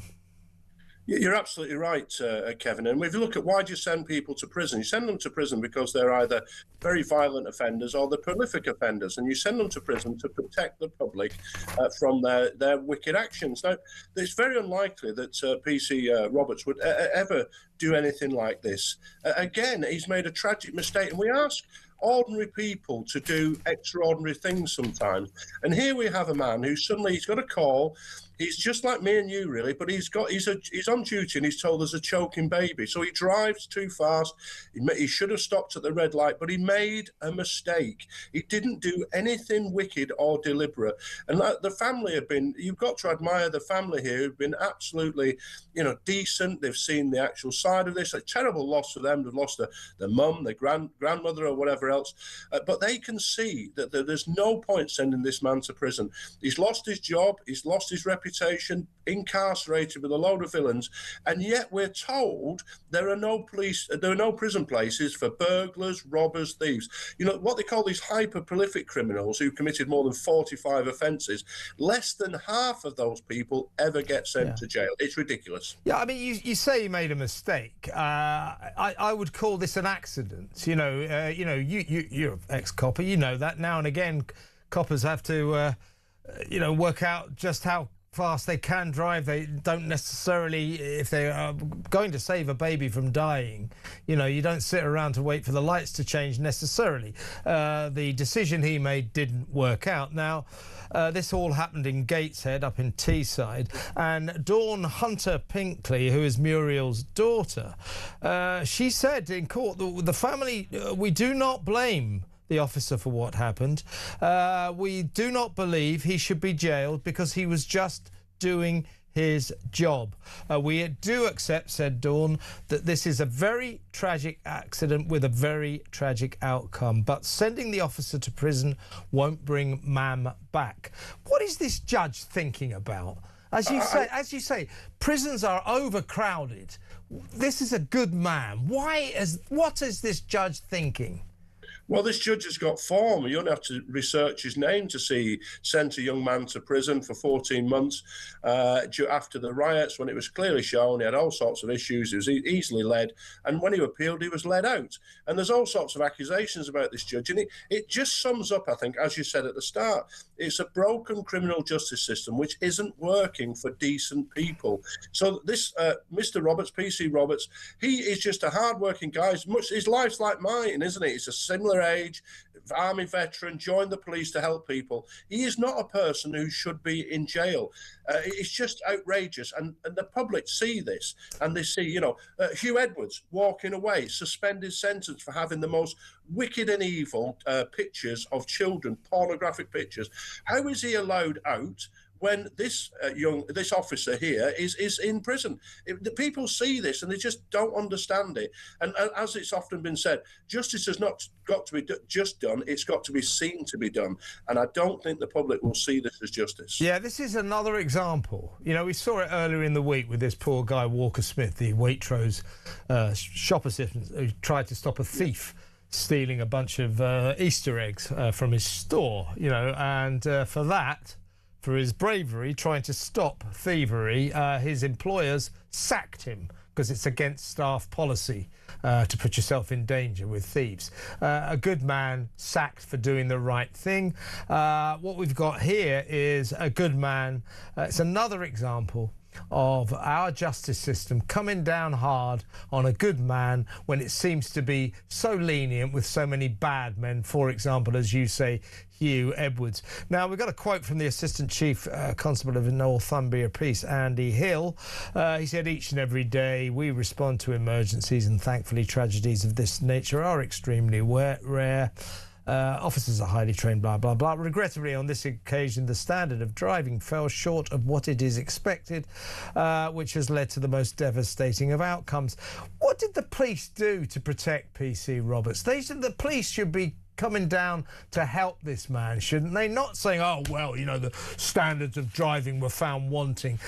Clearly, this guy's going through lights. You know what? You will know what it's like, Mike. He's got a 999 emergency ringing in his head. It's a baby who might be dying. Now, OK, PC Roberts perhaps did take his eye off the ball for a second, but this kind of thing will happen. I don't think that was a deliberate move on his part. Well, I know it wasn't. He is being sent to jail for 27 months for what is only a tragic accident. What did the police do to help him? They seem to revel in this. They seem to revel in coppers getting in trouble for doing their job. Well, there's too many senior officers who spent their time trying to get promoted rather than doing the work and understanding what happens at the grassroots, and therefore they don't understand. And then they sit in judgment of these officers who are on the front line, and this is a sort of carry on we get. There is no doubt, you know, I wasn't trained to drive fast car. I never interested in it. I was a detective, but I was with some of the finest drivers, and I always shout at a guy called Phil Weston, a Welshman. He was a fantastic driver, but we're asking people, as I said at the start, you're asking ordinary people really to do these really extraordinary things, to drive at 60 and 70 miles an hour through busy streets to help us, aren't they? What was PC Roberts doing? He was going to help the family of that baby that was choking. He wasn't going to do anything bad things. And we always see, don't we, these criminals sometimes driving off and the police chase them, and then it ends up the police officer getting in trouble. We live in a topsy-turvy world where good people are punished and bad people walk free. And the police force generally have got to do something about this. As I say, time and time again, we see coppers who are clearly just doing their duty, and they end up, you know, in the dock. They end up facing criminal charges. And I think the police forces of this country should do more to help their own, because, as I say, what disturbs me about this is that senior officers almost seem to revel in the fact that coppers on the beat get themselves into trouble, and they should change their attitude and start protecting them. But there's no way PC Roberts should be in jail. I think this is one of the great scandals of recent times. I really do. Let's hope he appeals. And you're right about the lack of protection for officers. Look at PC Lawn Castle, the guy down in Dorset who he got sacked basically for calling a suspect a little bitch, and it wasn't even it wasn't the suspect or the parents of his who complained he was arresting an aggressive, violent man. And what do you expect? But he's just tossed out. And as you say, there's too many. It's good that you've got to get rid of corrupt officers, but it's gone too far. They're getting rid of officers for simple mistakes, and it is a bad thing. Yeah, and PC Mark Roberts is not corrupt, and as I say, a decent man. You could call it a mistake. It's an accident that happened in the heat of the moment, and he should not be in jail. I cannot believe it. Folks, let me know what you think about this. I think it's appalling. I think this judge needs his head testing. Let me know what you think. 03444991000. Big thanks to you, Mike. Thanks for coming on. Mike Neville, the former Met Police detective, he used the word bitch in context there. Sorry if you were at all offended by that, but I think you'll understand why Mike said that. Listen, we're going to go to break now. When we come back, we're going to talk about travellers. There's this village in Hertfordshire overnight on Easter Sunday. They woke up on Easter Sunday morning to discover that they had new neighbours. Hundreds of travellers had moved into a field, funnily enough, on a street called Friendless Lane. Now, these people of this village are absolutely shell-shocked. How are travellers able to do this? They moved into this field, they covered it in 3,000 tonnes of hardcore rubble. They moved in trailers, caravans, diggers, made themselves very much at home. They're trespassing on private property. And what few coppers you could see in the area, they just seem to be looking. How are they able to do this? Isn't this against the law? What about the poor people of this village? We'll talk about this after these messages, so stay tuned.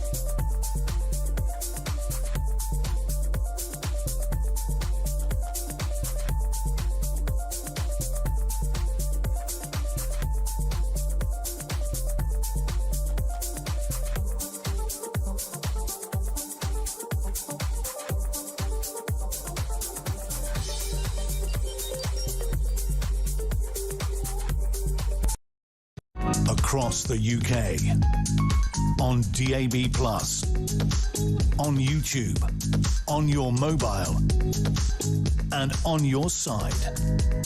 This is Talk. Welcome back. Now, spare a thought, will you please, for the villagers of Flamstead in Hertfordshire. They woke up on Easter morning to find out they had new neighbours, hundreds of travellers who had moved into a field, a big field, off a street called, somewhat amusingly, Friendless Lane, certainly friendless now. They forced their way onto this green-built land. They laid concrete roads, pitches, full travellers' site. They put thousands and thousands of tonnes of hardcore rubble down and trespassed and made themselves very much at home. Apparently, some of them mockingly told the locals, say hello to your new neighbours. So, you know, overnight, they've got this whole community of travellers living illegally, trespassing on a local field. The villagers are stunned, shocked and devastated. They don't know what's hit them. But if you see some of the pictures when they were trying to get the big trailers through the small country lanes, you got coppers just standing there looking, you know, almost supervising. So, I mean, why are they allowed to do this? Isn't this against the law? This is private property. Why are they allowed to do this? Let's talk to former head of communications at Basildon Council in Essex, who's got a lot of experience of this. He usually talks to us about Ukraine. But a warm welcome to Cormac Smith. Hi, Cormac. Kevin, how are you? It's nice to get a chance to talk about something else. Yes, something else, not Kiev this time. Seriously, you got experience of this. I saw some of the pictures, and you know, there was particularly huge trailers trying to get through these tiny lanes, and the coppers were sort of standing there like this, as if they were like trying to help them steer these trailers through. They certainly didn't stop these travellers, hundreds of them. Look at them. They created this overnight, if you're watching on the TV. They put down thousands of tonnes of hardcore rubble. They put down concrete, and then they moved their caravans and their trailers and their diggers into the entire site. How are they allowed to do this? Isn't that all against the law? This is trespass, isn't it? Well, look, first and foremost, it is a legal matter, and they may in time try to dress it up as something else. But if I can just go back to Basildon, which was my experience, and it took out a good chunk of my life, 15 years ago now.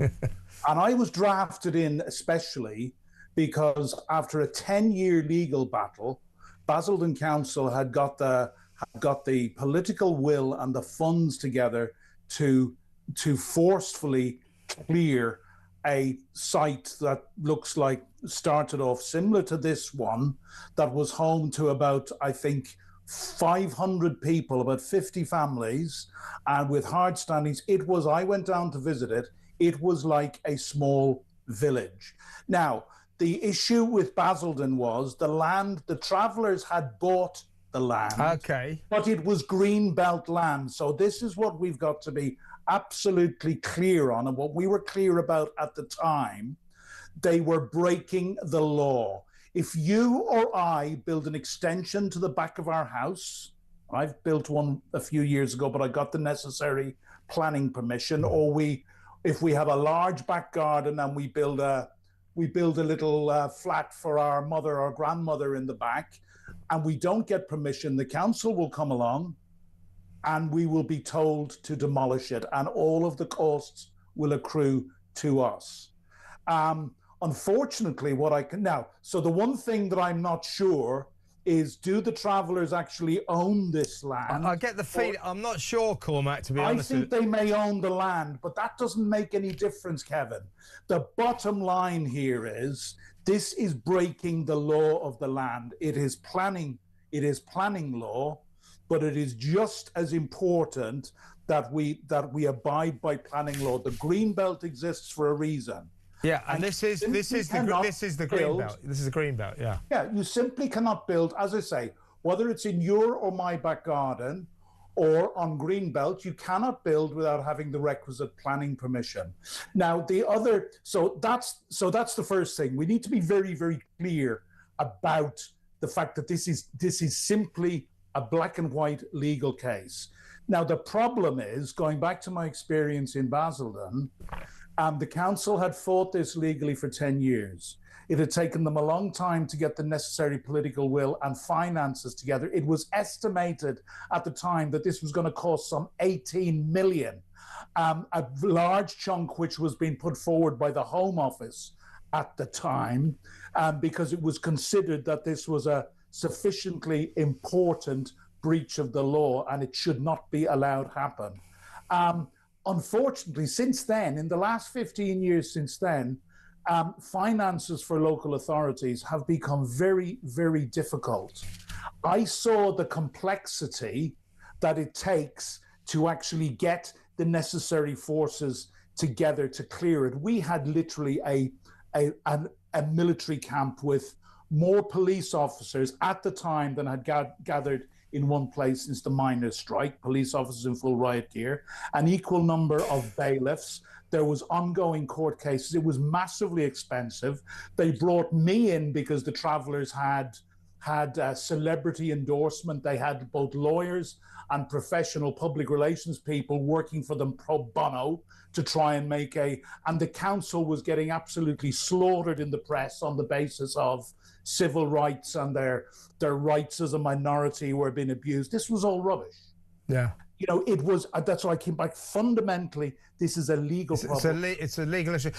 Cormac, while I've got you, explain or convey to us what it's like for these villagers who suddenly have hundreds of travellers on their doorstep. Kevin, I've been thinking about this. I mean, the first thing is, this sounds like an area of outstanding natural beauty, and the peace that these people live in has been shattered overnight.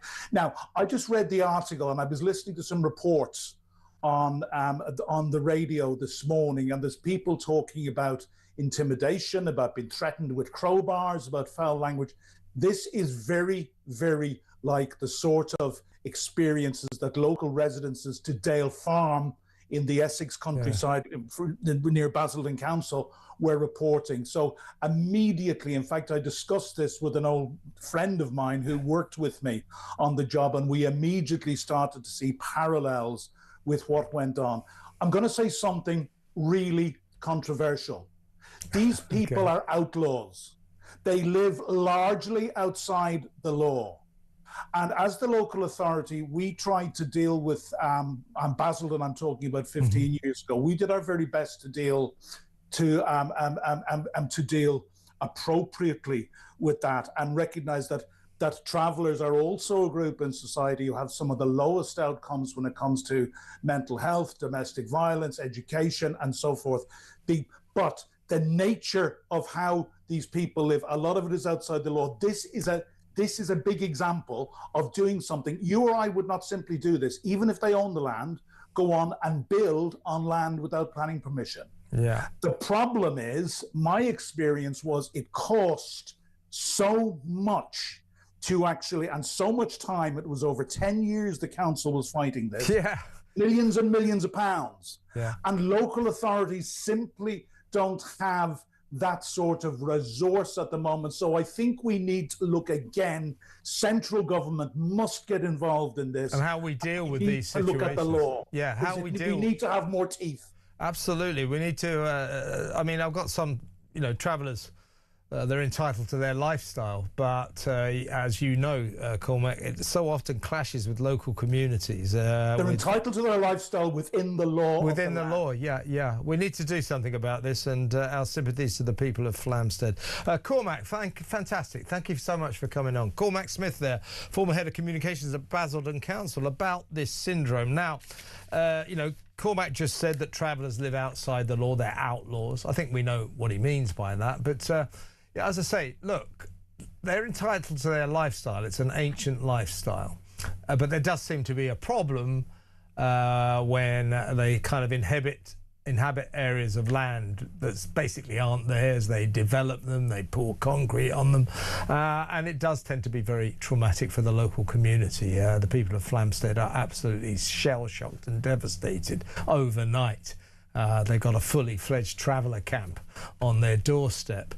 That said, if you're part of the traveller community, if you're a representative of the traveller community, please give us a call.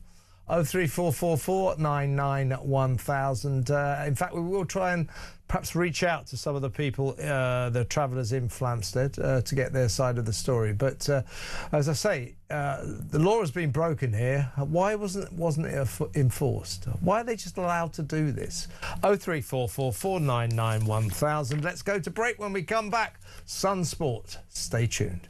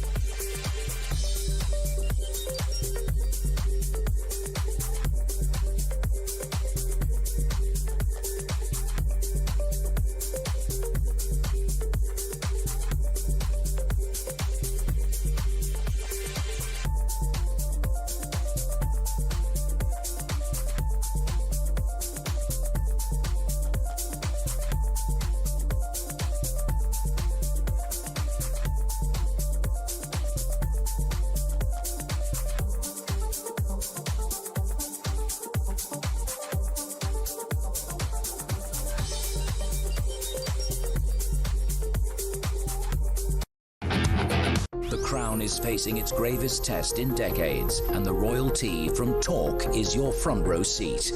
With royal reputations under pressure and probing questions about public trust, we unpack every twist and revelation with the biggest names in the business. From the throne room at Buckingham Palace to a mansion in Montecito, we follow every royal ripple. Never miss a moment of The Crown in crisis. Subscribe to the royalty from Talk on the app or wherever you get your podcasts.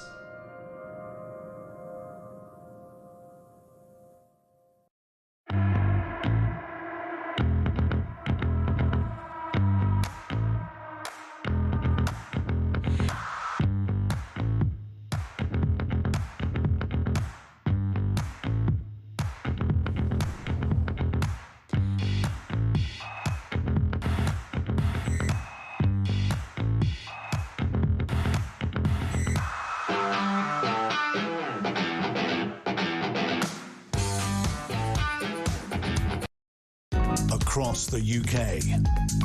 On DAB+, on YouTube, on your mobile, and on your side. This is Talk. Welcome back. Dean Scoggins from Sun Sport is in the studio. I must get my tongue round that one. Welcome, Dean. Let's talk about Leicester. Their problems continue to spiral downwards. What's going on now? Yeah, amazing, isn't it, really? 10 years since that Premier League title, that amazing 5,000 to 1 shot. And so they had appealed against a point deduction in the Championship, and that's been thrown out. The point deduction, 6 points, has been upheld. So that leaves them 22nd in the Championship. Remind us why they lost those points. So it was a financial penalty for spending more than their means, but it was when they were in the Championship, in the Premier League, that happened. So their appeal was because you can't deduct us points in the Championship for an offence that we committed in the Premier League. Well, so the FA has decided, we can. Absolutely, we can. You know, you get parachute payments, you get TV payments. All the clubs need to be treated fairly. So yeah, they thought it might help them against relegation this year, but it's obviously not. So 22nd in the table, only got only a few games left. They got 9 points from 11 games. They only just scraped a draw against Sheffield Wednesday the other day. So they're in serious danger of 10 years on from winning the Premier League, being in League One.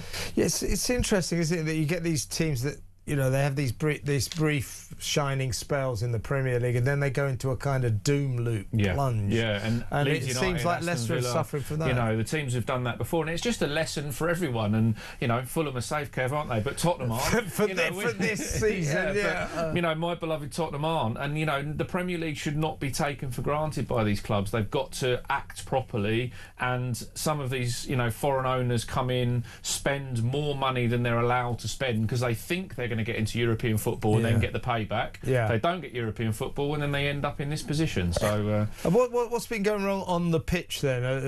Well, it's incredible. If you look at their team, I mean, they've got Pereira at right full-back, who played in the Premier League. The midfield is Harry Winks and Oliver Skipp. They've got Patson Daka, who's an international footballer, up front. They've got a good side, but they're not playing very well at all. It's a little bit like Spurs, right? They're in a spiral. Yes, they're in a Spurs spiral. Yeah. So are your team going to survive? I think that now they've got De Zerbi there, they might just do it. If you'd asked me when I was walking away from the Tottenham Stadium after a 3-0 defeat against Nottingham Forest, I'd have given you a different answer. I was convinced that day that we were going down, but again, still haven't won a game in 2026. So I'd like to think that we might get one. Yeah, you've got to start. We've got to at least get a couple of points in the bag. Sunderland away at the weekend, so very tough. Yeah, game. what's going on at the weekend football-wise? So it's Tottenham are at Sunderland. Arsenal playing Bournemouth on Saturday lunchtime, which is obviously the big one in the title race, and then Chelsea Man City is the big game on Sunday. So obviously if Arsenal do drop points in that Saturday lunchtime game, then City will be licking their lips again on I think you're missing the big one, aren't you? Fulham at Anfield. Yeah, Fulham at Liverpool. I think I told you I was going to go to that match, Liverpool-Fulham, 5:30 on Saturday. I thought, all right, I'll go and watch that. And but of course it clashes with the Grand National. Yeah. So I couldn't find a single bloody hotel room. Yeah, the trains might be a bit iffy on that day. Yeah, exactly. You don't want to go back and sit on the same day. It's a nightmare. It's a nightmare. So Arsenal-Bournemouth. If Arsenal win that. Yeah, I mean it's still 9 points, so they should be they should be fairly confident, but they have to go to the Etihad in a week's time. And what we got on Sunday? Chelsea Man City. Oh, that's a big one, isn't it? And Crystal Palace, Newcastle, Notts Forest, Villa, Sunderland Spurs. Well, that's a difficult place to visit, Sunderland. Yes, it is. The Stadium of Light is quite. Could be the Stadium of Darkness for Spurs. Yes, it will. Yeah. Well, there hasn't been much light for Spurs for the whole year, has there? So. Right, let's talk about boxing. Lennox Lewis is eager to see if Tyson Fury's latest retirement has helped him grow up or made him grow old. Yeah, we've really struggled with Tyson over the years because he's fantastic entertainment, isn't he? He always gives you a quote. Us in the media are always looking for that next show, and he puts on the show. But every time he tells you he's either going to win the world title or retire, you're not quite sure whether to believe him or not. So, but it was a really good piece by Wally Downs, our boxing reporter, yesterday, where Tyson admitted to him that he actually watched Chisora and Wilder on Saturday night and thought, oh God, am I like that now? Am I the old, slow heavyweight who hasn't got it anymore? And so, we'll find out on Saturday night at the Tottenham Stadium. But he looked at it and thought, because you feel young, you still feel like you can throw punches, but actually, is he the washed-up heavyweight that some people think he is? Look, he should beat Makhmudov on Saturday, but this guy wrestles bears in his training, so he's not very frightened of anybody, Makhmudov. So it could be an interesting evening. And what's the purse? How much money is in the offering? I don't think it's very much for them. I think it's something like £5.5 million, but you wouldn't be sniffed at that, would you? Yeah, no. I mean, this is the thing about all these sort of old boxers. I mean, it's just a license to print money. They keep knocking on your door again and again. I mean, I was fortunate enough to be at or it depends which way you look at it, fortunate or not enough to be at the Chisora Wilder fight on Saturday night, and it was great entertainment, but it was a little bit sad how two heavyweights were sort of drawn to that, as they weren't really boxing each other. It was more like a punch up in Soho on a Saturday night. Yeah, old guys sweating a lot. Yeah. How old is Wilder now? I think Wilder's 38, something like that now. He came here recently, didn't he? Had a punch up with Simon Jordan almost. Well, Simon has a punch up with plenty of people, doesn't he? Yeah, well, I don't think it was a punch up per se. Deontay got a little upset by his line of questioning. Let's go back to the Premier League. Arsenal, are they going to do it now, do you think? I think they'll do it, yeah. It's a long way. It's good result for them last night. Yeah, it was. And to stop the rot almost of the two cup defeats. I mean, it was a difficult watch. It wasn't a great game last night, but for them to 1-0 to the Arsenal at the end and come back, and after losing to Southampton and Manchester City in their previous two games, they can now look at the Premier League. They will go 12 clear if they win on Saturday lunchtime and put the pressure back on City. Yeah, old Arteta last night when they scored that late winner, you could tell he's been feeling the pressure. Oh, yeah, he was like... Yeah, it wasn't really a celebration, it was relief. Yeah, it was, wasn't it? Yeah, he must have been thinking, oh God, we're going to lose again, or we're going to get another He's draw. such a likeable bloke, Kev, isn't he? He is, yes, very likeable. Yeah, I love all the London managers, apart from all of them. Dave Scoggitt's fantastic Sun Sport, all on the back pages of your favourite newspaper tomorrow. Now, after the news, in just a little while, we're going to be talking to James Price, our favourite Conservative commentator. We're going to go through all the big stories of the day, and I'm going to bring you the inside story of Kanye West's debacle in terms of the Wireless Festival. So he was up to win to be paid $15 million, £11 million for 3 nights at that now cancelled concert. Well, the news is he may well still get paid. Nice work if you can get it, isn't it? $15 million for not doing any concerts. That next. Stay tuned.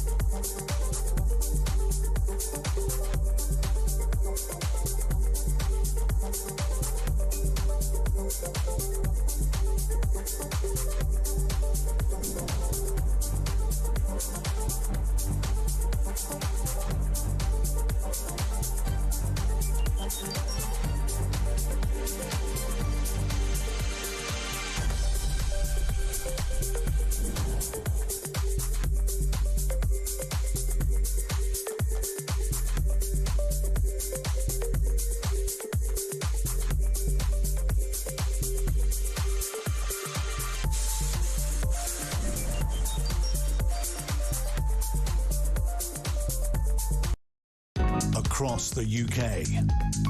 On DAB+, on YouTube, on your mobile, and on your side. This is Talk.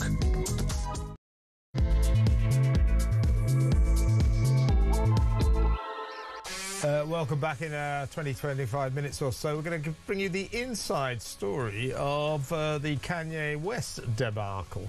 A man who is no longer headlining the Wireless Festival, the rock festival in Finsbury Park in North London in July, because the whole thing has been called off because he can't get a visa. Now, his contract was to pay him $15 million for 3 nights in a row headlining there. That's £11 million or so. It looks as if he's still going to get that money. There's a legal dispute going on, but he might still get paid for not headlining the Wireless Festival. He was, of course, banned from Britain for being a Nazi and an anti-Semite, a rampant anti-Semite. He says, he has seen the light and no longer holds those views. He only held them because he was bipolar.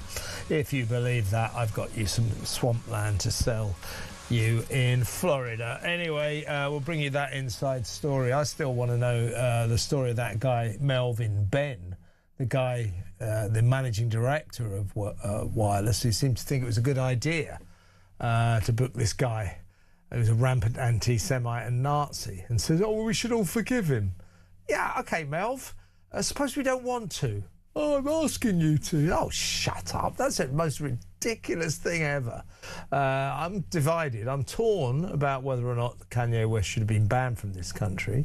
But I certainly think he should not be given $15 million to play concerts. If he wants to visit here, I think maybe he should be allowed to. But certainly he should not be allowed to profit from, in the end, his anti-Semitical views. He, at one point, was selling clothes. He designs clothes with swastikas all over them. He released a single called Heil Hitler, openly praised Adolf and the Nazi regime. So, if you want to have those opinions, I think you should be allowed to have them. But I don't approve of them. I hate them. They're abhorrent. But it's a freedom of speech issue. You don't have to approve of people's opinions to believe that they have the right to hold those opinions. So I'm a bit torn on whether or not he should have been banned. But certainly I think he should have been banned from Wireless. And what on earth were the organisers of that festival thinking, hiring a Nazi? Unbelievable. We'll talk about that in a little while. First of all, though, let's go over to former government special advisor James Price. Hi, James. Hello, my friend. I'm not going to be headlining whatever this festival is called either, just in case you were wondering. Well, there's a vacancy. So perhaps you could. No, but they've called the whole thing off. Listen, Keir Starmer. Right, it's not our war. I've taken the decision to keep us out of this war. He didn't take any decisions. He was never invited to join. But he doesn't think it's our war in the Middle East, but he seems to think it's his peace. Yeah? So he's flown off to Saudi Arabia to take part in negotiations to ensure a lasting peace. By the way, the lasting peace lasted... well, no time at all, really. Isabel Oakeshott was on the show earlier. She said that overnight 17 ballistic missiles were fired from Iran to Dubai. So much for the peace deal. But what I want to ask you is, what on earth does Keir Starmer think he's playing at? What is he doing in Saudi Arabia? Because this trip, for him to waffle on about not very much at all, is costing the British taxpayer £200,000. Here's what Keir, the man himself, had to say about his peace mission to Saudi Arabia earlier. Well, we've just reached this ceasefire, which is both welcome and I think there'll be a sense of real relief. There certainly is across the region and for the United Kingdom. But there's work to do, and I'm here in Saudi Arabia and neighbouring countries now to carry out that work in support of what we're all seeking, which is that this ceasefire should be not a temporary ceasefire, but a permanent ceasefire. On top of that, we have to acknowledge that this war wasn't our war, but my job is to protect the UK. It's already had an impact on the UK, and it's very important that we get the Strait of Hormuz open. There's a lot of work to do there. We've been convening a number of countries. I now get the opportunity here in Saudi Arabia and countries nearby in the region to have the discussions, to coordinate our actions, and to go forward collectively in pursuit of those two missions. To have the coordinate our actions, to go forward together. What is he waffling on about? Is it worth £200,000 of taxpayers' money for him to be wasting his time in Saudi Arabia? What is he talking about? It's got to a point where he's almost living in a parallel world, isn't it? I almost want to say, oh, bless him. He thinks he's involved, right?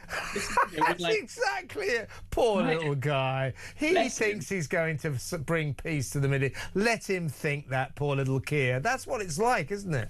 Right. It's like when a bunch of us are watching football or something and your team scores and you all jump up and down and then the dog starts jumping up and down. Doesn't know actually what's going on, but likes to feel that he's been included. I suppose the difference is the dog is welcome in my house watching football, whereas I'm not sure the Prime Minister would be. Look, this just is absolutely ludicrous that Starmer has managed to jump on this plane, fly out to somewhere. What cards has he got to hold in this? Britain has already been shown up as a bit of a laughingstock, I'm ashamed to say, because of the way that the Prime Minister handled this. He's managed to ignore the, I think, very important lesson of Margaret Thatcher, who said the problem of standing in the middle of the road is that you get knocked down from both sides. He's managed to upset both all of the kind of people up here to his left. You say, oh my God, America is the most evil place in the world. How could you even ever allow them to ever set foot here again? And then he's also still done a little bit to, or not done enough, sorry, of actually defending British people when they're living in the region, or not just a British military base, but British sovereign territory in Cyprus. Let's not forget that. And I think it's the case that HMS Dragon that you and I have talked about, which had to get out of dock in rapid time. It's broken down. It's broken down. I wanted to get your thoughts on that, James, because, as you know, it's not often I'm lost for words, but I am. It goes like this. They take, after the Prime Minister about a month ago deployed HMS Dragon to go to Cyprus to protect the 100,000 British residents who live there and also the two British air bases that are there. So that's about a month ago. It took 8 days before it was ready to leave Portsmouth Harbour. At one point, there's scaffolding all over the funnel, welding going on. It finally left, got into the English Channel, where it was described as bobbing around. Apparently went round and round in circles while more welding was done. We were told it's not unusual for ships, for maintenance to happen while at sea. OK. Then it headed to Gibraltar, you know, west coast of France and Spain and all that. Got to Gibraltar for reasons that no one seems to be able to explain. It spent 4 days hanging around in Gibraltar. It finally arrived, was it last week, after about 3 weeks at Cyprus, and now it's broken down. It is undergoing repairs. That is a metaphor for Keir Starmer's regime and for Starmer's broken Britain, isn't it? It sums up everything that's wrong with this nation and what that man has done to it.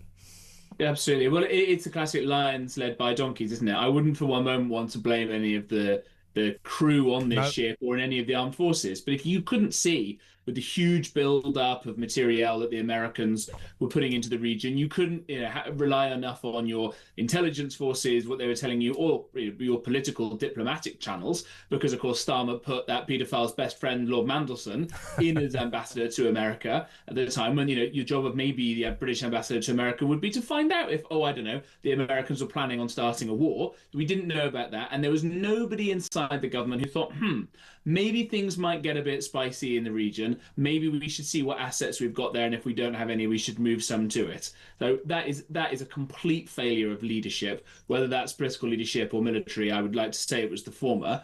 But it is also, we've got to say, a failure from consecutive governments. The Conservatives, I'm afraid, have to take, we have to take responsibility as well as the Labour Party, both on either side of that, for drumming down the support and the resources that the military have had for a very long time, since, frankly, the end of Margaret Thatcher's time and the end of the Cold War. That is why, we haven't got enough people. I was looking and listening to what General Dan Kane, who's the head of the US military, was saying today in terms of the stuff that they have managed to destroy in Iran. And we can go through all of it in a second, but it includes 150 ships. 90% of Iranian's navy now lies at the bottom of the ocean. 150 ships. I think we've got, what, 17 frigates or something? We've got about, I think it's 6 warships, or like HMS Dragon. We have an incredibly small military force these days, and perhaps that's what the Prime Minister should be concentrating on, building up our defence capability rather than heading off on these ridiculous trips where, by the way,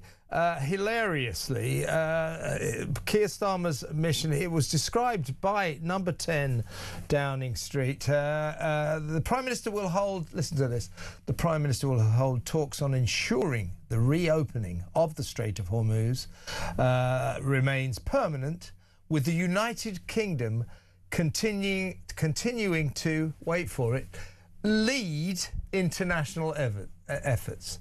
So the Prime Minister will talk about the Strait of Hormuz. He wants the opening of that strait to remain permanent, and the United Kingdom will continue to lead international efforts. Who does 10 Downing Street think they're kidding? Who does the Prime Minister think he's kidding? I hope it ends with like a tongue sticking out emoji or something, or a winky face, right? In the official press statement.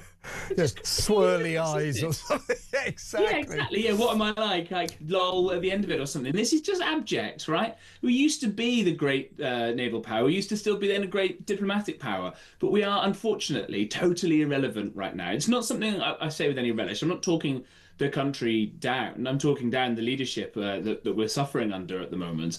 But the Middle East is an area where, through historic reasons, through cultural reasons, through economic ones, through all sorts, we should and continue to have a very strong hand in that area. I know that a lot of the up-and-coming leadership in the region gets educated here, whether it's at Sandhurst or other places. Huge economic ties, obviously lots of people living there now. They all speak English. You can go around Iraq or the UAE or Saudi and you'll see English on the street signs and everything else. We should be able to have a massive role in all of this. But what have we got instead? We're totally irrelevant in Saudi Arabia. They're totally irrelevant in any of this, and all we've done is probably line their pockets a little bit more by shutting down more of our oil resources. And the UAE, let's not forget, a few months ago banned their own students from coming and studying in the United Kingdom because the Emiratis were worried that we would turn their children into Islamist terrorist nut jobs, right? That's how we're now considered. And we've got Starmer going over there as if he's going to help in any way. I've got to just tell you this, Kev. My wife retweeted this great video I saw of someone standing at the New York City subway as the train comes in, and the guy kind of puts his hand on it as if he's stopping the whole train from going. And then as it sets off again, he kind of pretends to push it off again. And my wife sent this saying, yeah, that's Keir Starmer going to help with all of this. Yeah, exactly right. Now, he talked about the opening of the Strait of Hormuz, and therein lies the world's problem right now. Last night, just on the brink, Donald Trump didn't go through with his threat to destroy Iran forever, to reduce their civilization to the Stone Age, for that civilization to die a death. He came back from the brink. We've got this compromise deal now, per se, between America and Iran. Now, to call that fragile is the understatement of the century. Earlier in the show, so ceasefire, peace in our time, at least for the next fortnight. So I have Isabel Oakeshott, our international editor, on my show here at 4 o'clock. She lives in Dubai. So I said, oh yeah, it's a peacefire, so nice and peaceful. She said, are you joking? Since they declared the ceasefire, since they declared peace in our time last night, 17 ballistic missiles have been fired at Dubai by Iran. So it's not a ceasefire, but the Strait of Hormuz is at the centre of the problems. This is the US Defence Secretary Pete Hegseth speaking earlier about this very strategic 25-mile stretch of water sea off the coast of Iran.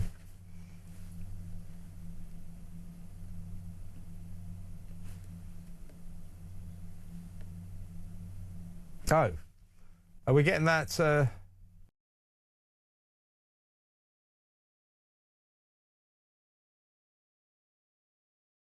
Can we have Pete? Are you back? Hello.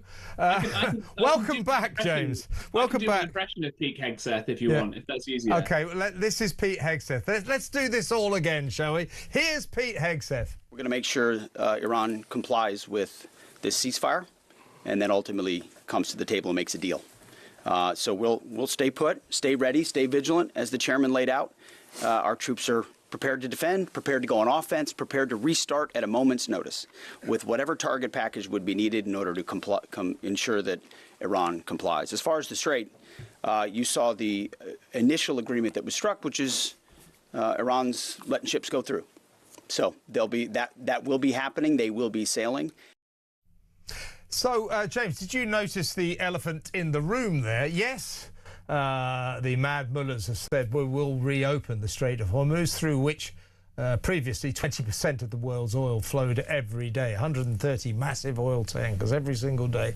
The elephant in the room that Pete didn't mention was that, yes, ostensibly, the Ayatollah's mad men have reopened that Strait of Hormuz. But what he didn't mention is that every ship going through it now will be charged a toll of $2 million. That amount of money will be split with Oman. But what that adds up to is that Donald Trump and America have succeeded in providing the Ayatollah and his merry men with a massive source of income, something like $130 million every single day. Is that a victory for America, for the Western world?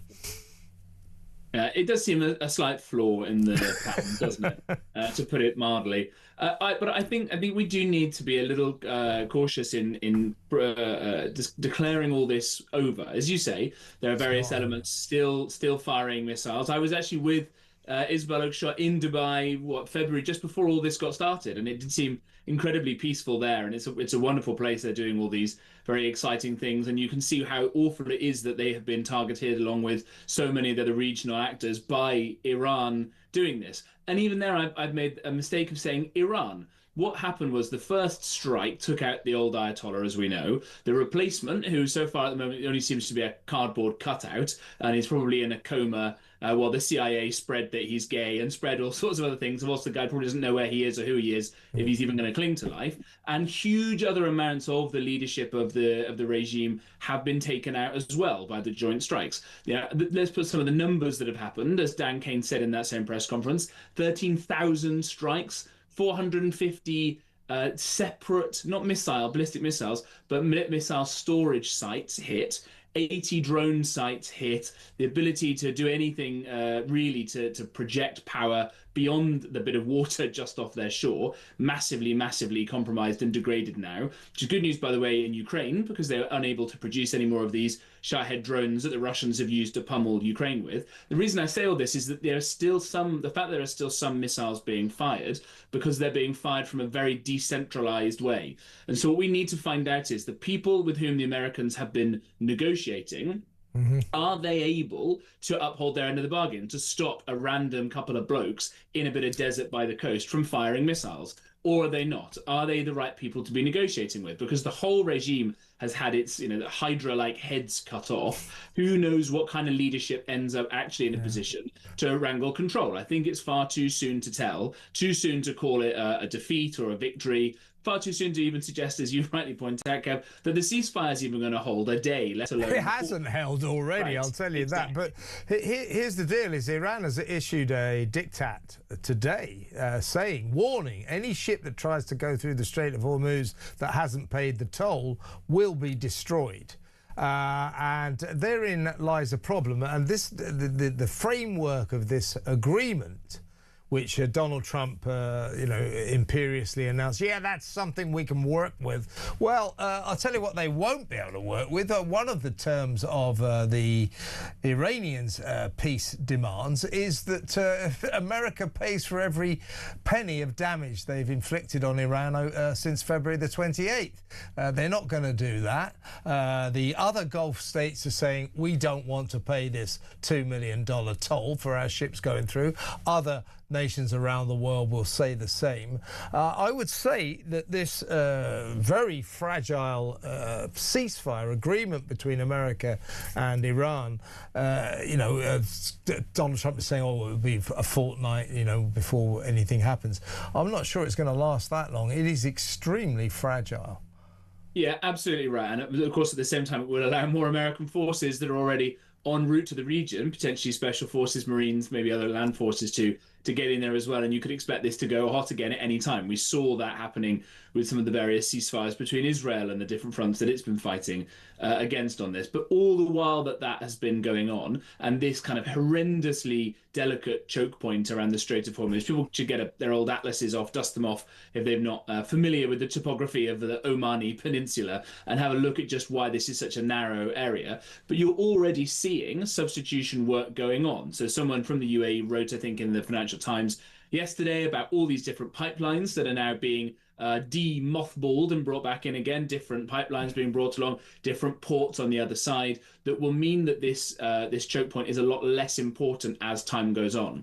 So you may end up, although it may be very expensive and unpleasant for a little while, that even if the remnants of the IRGC and the rest of this disgusting regime stick around in their massively, massively weakened form, that it matters less and less as it becomes economically worthwhile to build, as I say, alternative infrastructure to get around this way. And you may find that the West comes out of this just fine in the long run, except, of course, for Britain, where our energy bills will be even higher because Ed Miliband is in charge, just to ruin the positive note. I would just say, I would say that obviously both sides are claiming famous victories here. Yeah. You can argue that on both sides, but you can also argue that both sides are being humiliated. Such is the fog of war, James.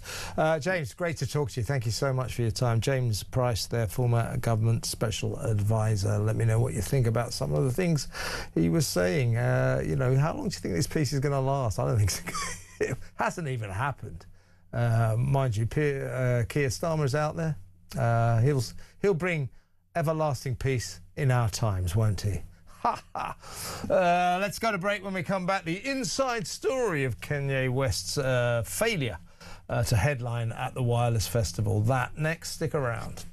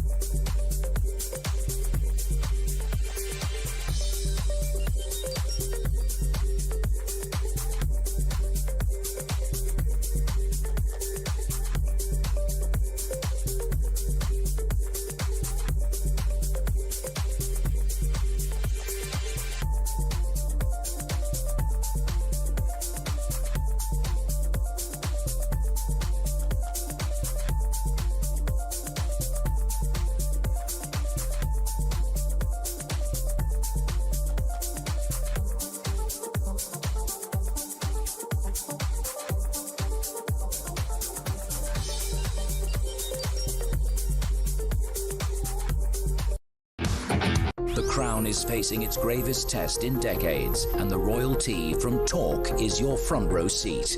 With royal reputations under pressure and probing questions about public trust, we unpack every twist and revelation with the biggest names in the business.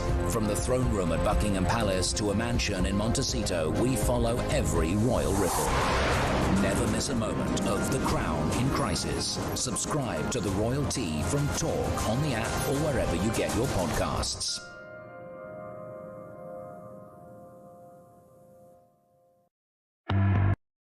Across the UK, on DAB+, on YouTube, on your mobile, and on your side.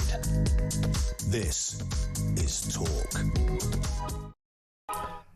Welcome back. Let's talk about Kanye West, banned from Britain yesterday because his Nazism, his anti-Semitism was seen to be not good for the welfare of the British people.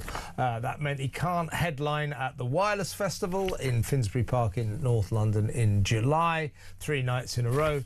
Because he can't get into the country, so the entire festival has had to be called off. And you have to ask what the organisers were thinking when they invited a Nazi to headline. Let's talk to entertainment journalist Sam Dowler. Hello, Sam. Hi, Kev. How are you? I'm very well. Now, what's interesting about the sort of fallout from this extraordinary situation is after Kanye West was banned from Britain yesterday, forcing the organisations of the Wireless Festival to cancel the whole thing, it's emerged that he might still get the $15 million fee he was charging, £11 million in English money, that he might still get that because in his contract was to play the gig, and his people are arguing it's not my fault, I can't do it. Now, the Wireless people are saying, well, it was your job to sort your own visa out, and that visa hasn't happened, so we don't owe you the money. But it's in dispute, and at the moment, apparently the money is in his bank account, and Wireless are asking it for it back. And people are saying, oh, you want £11 million back from Kanye West, do you? Good luck with that. Another extraordinary angle to what has been an extraordinary story. It's ridiculous. So, I mean, first of all, the Wireless isn't some sort of festival that, we have lots of bijou festivals where independent. It's a big thing. It's massive, and it's run by Live Nation, which is one of the biggest live music companies in the world. So they have billions. Do you know what I mean? Even if he keeps the money, they won't miss it. Yeah. But the point is that what I don't understand what they were thinking, really. I mean, I don't enough time. If there is enough time for Kanye to have rehabilitation, he was still selling swastika T-shirts on his website months ago.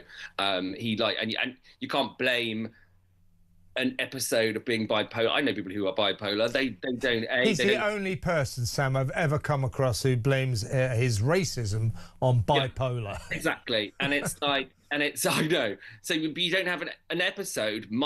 It's bad with if you've got bipolar. But he wrote and recorded a song called Heil Hitler, and he's still making money off it. So this isn't just oh oopsie kind of thing.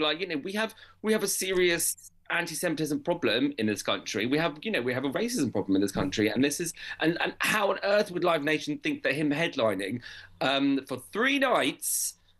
And what does he say? What does he say in his defence? Oh, I want to speak to some Jewish leaders when I come over here. It's too late for that. You want to speak to Jewish leaders because you've already done that, because you've already said all these things, and only now, when you think that you're going to be cancelled, that you want to speak to them. So I think the whole escapade has been ridiculous, and there's no winners at all. Yeah, because the Live Nation were responsible. Last week, Kanye played 2 concerts in Los Angeles, in California, and made $33 million. Obviously, he can't be banned from his own country, and obviously, there are many fans who will turn up still to watch him. I think that Live Nation, the owners of Wireless and the people responsible for those gigs last week in California, just sort of assumed, oh, well, we've played these gigs in America, let's do some more in Britain. It'll be all right. It'll be a bit problematical, but it'll be okay.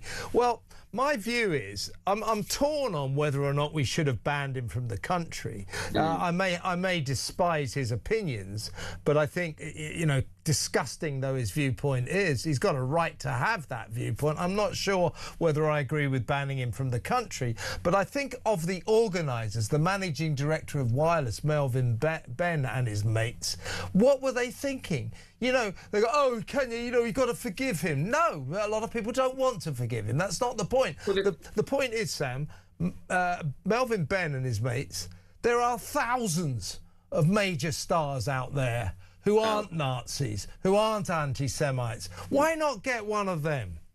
Exactly. I mean, it's not like, I mean, they, as you quite rightly said, they can't deport him from his own country. I mean, on this particular moment, Obviously, I do believe in free speech, even if that free speech is terrible. Look, we've got a neo-Nazi problem in this country. Like, there's problems. You can go and show a swastika in the street. You can go and do a Sieg Heil. Do you know what I mean? Like, but that doesn't mean that you should, and it doesn't mean that a massive company like Live Nation allows that sort of speak. Or like forgive somebody who has said these things. I mean, this is you have to look at it from so many different perspectives. And what about you're quite right, Sam. As I say, I'm kind of philosophically torn on whether or not he should be banned from the country. But I certainly think he should be banned from performing to people in this country. And I think that given what's been happening in this country since October the 7th, a couple of years ago, that we owe the Jewish community some decency. Don't offend them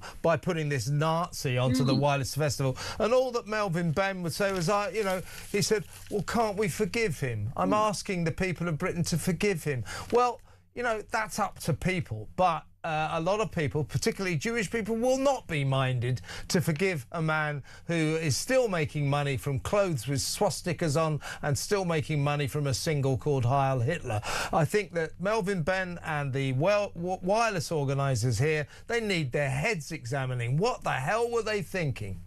Exactly, that's the thing. It's one thing to, obviously I have a lot of Jewish friends in North London. I grew up in North London, and there's two sides to even that. There's people who would go to a pro-Palestine march. There's Jews that would say that they felt unsafe at a pro-Palestine march, that kind of thing. But that's fine. That's people's opinions. But this is someone who's still, like you say, still making money off swastika T-shirts, hasn't actually used, hadn't done any kind of retribution, talked about what, why he went there. Like, obviously he's got bipolar, but why did he go to anti-Semitism? Why did he, bang on about Hitler? I mean, it's absolutely ridiculous. And we know in this day and age that kind of thing is taboo. So surely, I agree with you. Like, what? I mean, he's got very powerful friends, Kanye West. He's obviously got, high up people in the music industry. Yes, of course, once upon a time, people would see him as a genius, but that doesn't mean that he gets carte blanche to just come over here. And also it's so. Are the people going to wireless? Do they think that that's okay? Are they anti-Semitic themselves? I think with banning him from coming, I agree with you about not performing or coming to just speak to people. I agree with that, but he should. It took by them banning him from coming for that, they basically ended the Wireless Festival. So the debate was over. And what about all the other artists that were playing? What about the vendors? What about why didn't they think about that? That's what I was going to say, Sam. Last point, really. I feel very sorry for all the fans who were going to Wireless, which is a great event, 3 days in a big park in North London. I feel sorry for all the fans who were going because they're fans of other bands. They weren't necessarily going to see Kanye West, but because of the Kanye West saga, the whole thing has now been called off. Find another headliner. There are so many amazing artists out there. Find another headliner. Yeah. You cannot tell me that those 3 days there isn't a headliner in the world. I mean, obviously it's an R&B dance festival. You cannot find somebody or somebody different from each night that could showcase their stuff. People have already bought their tickets. The vendors still make their money, etc., etc., etc. But no. Completely over. It's just been a mess from start to finish. It really is, and I know what they're thinking. Well, this is my speculation, but they're thinking there's the organisers, the wireless people. They're thinking, that old showbiz maxim: there's always money in controversy. So you get someone who's in the headlines, who's making the news, often for bad reasons, but they are compelling people, and people come and see them. So they're thinking, well, Kanye West is going to get us a lot of headlines. People will come flocking in. Well, there comes a point where a line is crossed, and you do not hire a Nazi to headline your concerts. And Wireless, those guys, the people at Wireless, should hang their heads in shame, to be honest with you. Agreed. I mean, the fact that you even have to say that, Kev, you should not hire a Nazi. It's a bit obvious. A music festival in the UK. No, you shouldn't. No, I mean, it's but like you said, I mean, these organisers, there's obviously some sort of fine line. As I said, they obviously knew people in America. They knew Kanye's people. They must have thought that they would never have to cancel it, or they must have thought that they would have gotten more people to come, or even if they used this scandal, kept wireless as it was, and then got other people in as well, and made something positive out of it. But instead, like you said, no one wins, and they might still have to fork out that money to Kanye. Why did they even pay him to begin with before he's even performed? Yeah, let's just recap that. He could well bank £11 million for not headlining Wireless 3 nights in a row. Nice work if you can get it, I guess. Yeah. Sam, fantastic to talk to you. Thanks for coming on. Sam Downer, entertainment journalist there. I mean, he's going to get, if he gets 11 million quid for not headlining the Wireless Festival, that'll be, just symptomatic of this whole nauseating saga. What were they thinking? As I say, I'm not sure that we should ban people for coming to this country because they hold opinions that we don't like. But certainly, I don't think people like Kanye West, Nazis, anti-Semites, should be invited to perform to people. Organisers of concerts and gigs and festivals should know better, right? 0344 499 1000. Right, I'm looking out the window. It's 26 degrees in London, 80 degrees in old money, above that actually. This came from nowhere. I seem to remember last week I was wearing a coat, a scarf. It was quite cold. Absolutely boiling out there today. We'll talk about this unusual weather. It's the hottest April day since the 1940s or something. We'll find out what this is all about and how long it will last. But don't bet the farm on it lasting very long. This is, after all, Britain. We'll talk about the weather next. Stick around.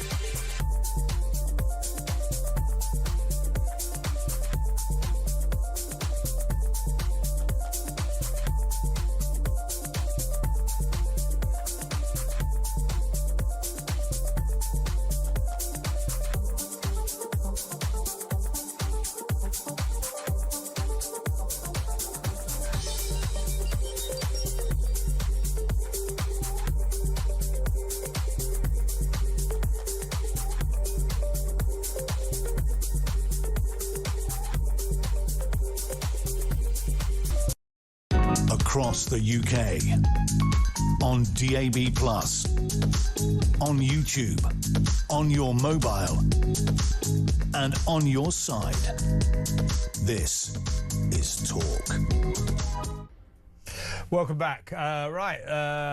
Well, if you live in London at least, I think around the country it's just a fantastic day. I'm looking out across the London skyline. It's shimmering in the heat. Unbelievable. As I was just saying, I seem to remember like this time last week I was wearing a coat and a scarf. It was cold last week. It's boiling today. 80 degrees in old money in some parts of London. That's sort of 26 centigrade. What's it all about?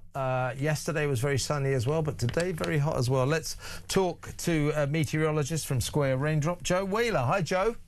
Hello. Yes, 26.5 today. So as you say, almost 80 degrees Fahrenheit. And what a difference. As we went into Easter weekend, we were looking at Storm Dave and all the wintry showers over the far north. Of course, it was Easter. Yeah, I know. Plenty of snow around. And then suddenly what we had with this area of high pressure over the Low Countries in Germany, which has been giving us this southeasterly feed of very warm air, And suddenly we've got these wonderful high temperatures. But this being Britain in springtime, don't expect it to last. It all changes tomorrow. Oh, great, great. So before we get onto the depressing news, why is it so hot today? What's the reason, Joe? Well, because if you think back to your geography classes, when it was a long time ago. It was a long time ago. Yeah. Me too. Yeah, but still, things haven't changed, and the winds go clockwise around high pressure. So centred over the Low Countries in Germany, that's giving us a southeasterly feed. So we're pulling up all the warm air from Spain and Portugal. And I have to say, right at the moment, because I do watch these things, the weather in southern Europe isn't great. It is warm, but it's not great. But we are pulling up these warm temperatures, and that's what we've done. Unfortunately, that high-pressure system has drifted away, and we're going to see other weather systems coming in, make it feel a bit cooler. I mean, not dramatically so. Well, I say that, down by 10 degrees, but that's kind of down to normal for the time of year. Yeah. We'll take that. Yeah. And then come the weekend, we're looking at another system very much like Storm Dave, which is going to develop as it arrives. It's moving its way through the jet stream. So it's likely to arrive as a quite vigorous storm. Its trajectory is still to be defined. But yeah, this weekend looking quite unsettled. So it's going to be crap over this weekend, of course, because it's the weekend, no doubt. Let's look further into the future. How's it shaping up for the summer? I know that long-range forecasts are difficult, but what's your hunch? Well, now you see, when you look into the long range, it's crystal ball territory. It really is. But what does look like happening is that we've got a lot of high pressure around. Now, it's very important. That's good, right? High pressure good, high pressure good, low pressure bad. Yeah, high pressure is good, but it does depend where it is. So we kind of start off with high pressure across the country. So therefore, you have to look at the wind direction. And then we get various areas of high pressure pushing in either from the north, northwest, southwest, and all of those bring a slightly different wind direction, but are likely to bring some fairly stable weather. So I think the emphasis is going to be on drier conditions going forward. I'm talking over the next 2 or 3 weeks. High pressure looks to be dominant. It just depends where it is and what air mass it's bringing. So, yeah. I think you need to be looking to water your gardens. We might be all right, yeah. Was it the Met Office a few years ago said it was, they said, it's barbecue summer, get your barbecues out, and then it rained from that day all the way through to September. But I know that you'll be more accurate than the Met Office, Joe. Joe, come back to me, I'll be held accountable. Yeah, you will. I'm going to hold you to this, definitely. Great to talk to you, Joe. Nice to talk to you on a lovely sunny day. There is Joe Wheeler there, meteorologist, with her assessment of why it's so nice today. And of course, I did do a spoiler earlier in the show, didn't I? I told you it wouldn't last, but you knew that. You know, it never does last, does it? But anyway, enjoy it while it is here. Fantastic day in London, and I gather all around the country. More than 80 degrees in old money in some places. 26 degrees Fahrenheit here in London. Amazing, amazing. Right, next up, let's finish the show by taking as many of your calls as possible. I'll read out some of your messages. Might even have some WhatsApp voice notes, I don't know. But it's you until the end of the show. Peter Cardwell will be in a little while to let you know what he's got lined up for you from 7 p.m. until 10 p.m. But you next, 0344 499 1000. Let's talk. It's good to talk on Talk.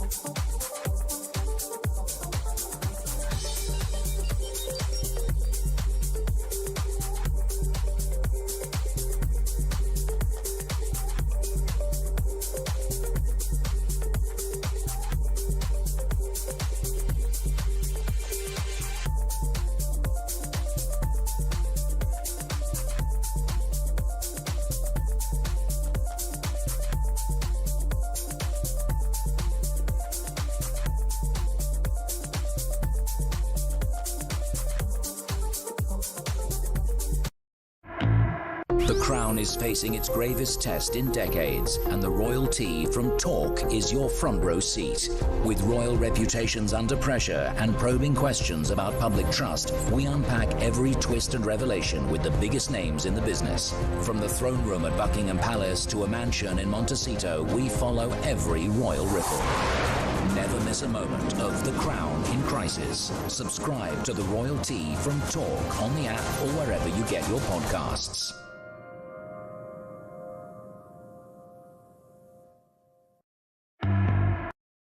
Across the UK, on DAB+, on YouTube, on your mobile, and on your side. This is Talk. Welcome back. Before we go to the phones, here's a voice note. This is from Guy, and it's about the ceasefire. Well, I'll prefer to spend a couple of $100 on sending Starmer to try and open the strait, get the fuel prices down, then spending $1.5 billion a day, like Farage would have done, following Trump into his Iran away from the war. I ran away from the war. I like that. Somebody here, this is from Cliff in Berkshire. He said, why don't we put a toll on the English Channel? Yeah, just charge all these migrants like $2 million per boat coming across the English Channel. That would stop them, wouldn't it? Good idea. Here's one from Pete the Mole. He says, we got the ceasefire, but Starmer had nothing to do with it. He said, we've got the ceasefire. He's right. He said, this is a guy who went out of his way to get this. No, I've kept us not our war. I've kept us out of the war. But he doesn't want to be out of the peace. He's not in the war, but he thinks it's his role to take part in the peace talks. Why? If you're not in the war, what have you got to do with the peace? A lot of contradictions involved in the Prime Minister's approach to this conflict, which, despite everything he said, did involve us. Let me read a message. I've got lots of messages about travellers, actually. This is from Melissa. I was recently caught in a planning dispute regarding an illegal bar on my high street, and having contacted the planning department in my council, the enforcement officer admitted to me it would never be dealt with, and the council deplete all of their funds fighting traveller sites, and the travellers win every time, as my borough in Essex does not allocate enough traveller sites in the first place. Yeah, I guess we should find places for these people to legally be. Another one from Jane on Merseyside. Hi, Kev. Reference to the travellers turning up over Easter to take over a field. The exact same thing happened in Whiston, Merseyside, in the early hours of Easter morning. There you go. They turned up en masse at 1 a.m. with heavy machinery, multiple caravans, and the fence was up all around it. It had been levelled and gravelled. Within 12 hours. They bought the field last year for £200,000, saying it was for stables, etc. So exactly the same thing happened in Merseyside. As Cormac was saying earlier, when we talked to him about it, often the travellers buy the field, buy the land, but they don't declare that they're going to set up home on it, but they do. And then that is against the law, but we don't seem to do anything about it. Let's go to the phones. Let's talk to Jason in Sheffield. Hi, Jason. All right, Jason. How you doing, Kev? I'm all right, mate. What would you like to say? I'd like to say is I think Starmer going over to the Middle East, Saudi Arabia, is actually a genius plan. Oh, yeah. I would only agree with that if it's a one-way ticket. I think he could end the Middle East. You think he could end the war? How do you think he could do that? I can sense you're not being serious. Go on, how can he end the war? Well, when he starts making his speeches and statements, the mad mullahs and the ayatollahs will kill themselves laughing. So he'll wipe out and the regime in one statement. Yeah, laughing at Starmer, and those who don't die from laughter, laughing at Starmer, will die from boredom listening to his rhetoric. So, good idea. Good idea. Yeah, maybe he will succeed. Maybe I've been unfair on the Prime Minister. The sheer comedy of his mission might make the mad mullahs laugh themselves to death. Let's hope so. Yeah. Jason, got it. Good call. Thank you. Jason in Sheffield. Let's go to Joan in Sunderland. Hi, Joan. Hi, I was listening to what you were saying about that group again. Oh, the Iranian, what are they called? I'll look them up. You carry on. Yes, well, it's rent-a-mob again, and quite honestly, I am damned sick of it, and I wish something could be done about it.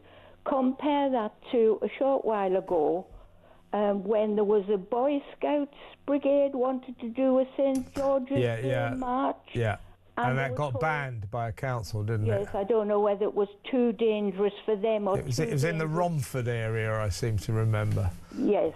And the local council said that they couldn't be protected, so they had to call the Boy Scouts march for St George's Day, wasn't it? They had to call it off until a local businessman came in with the money to pay for their protection. Yeah. Absolutely ridiculous. And by the way, we're talking about the Islamic Human Rights Commission. These are the people who organised that demo last night, the Hands Off Iran demo, shouting Allah Akbar.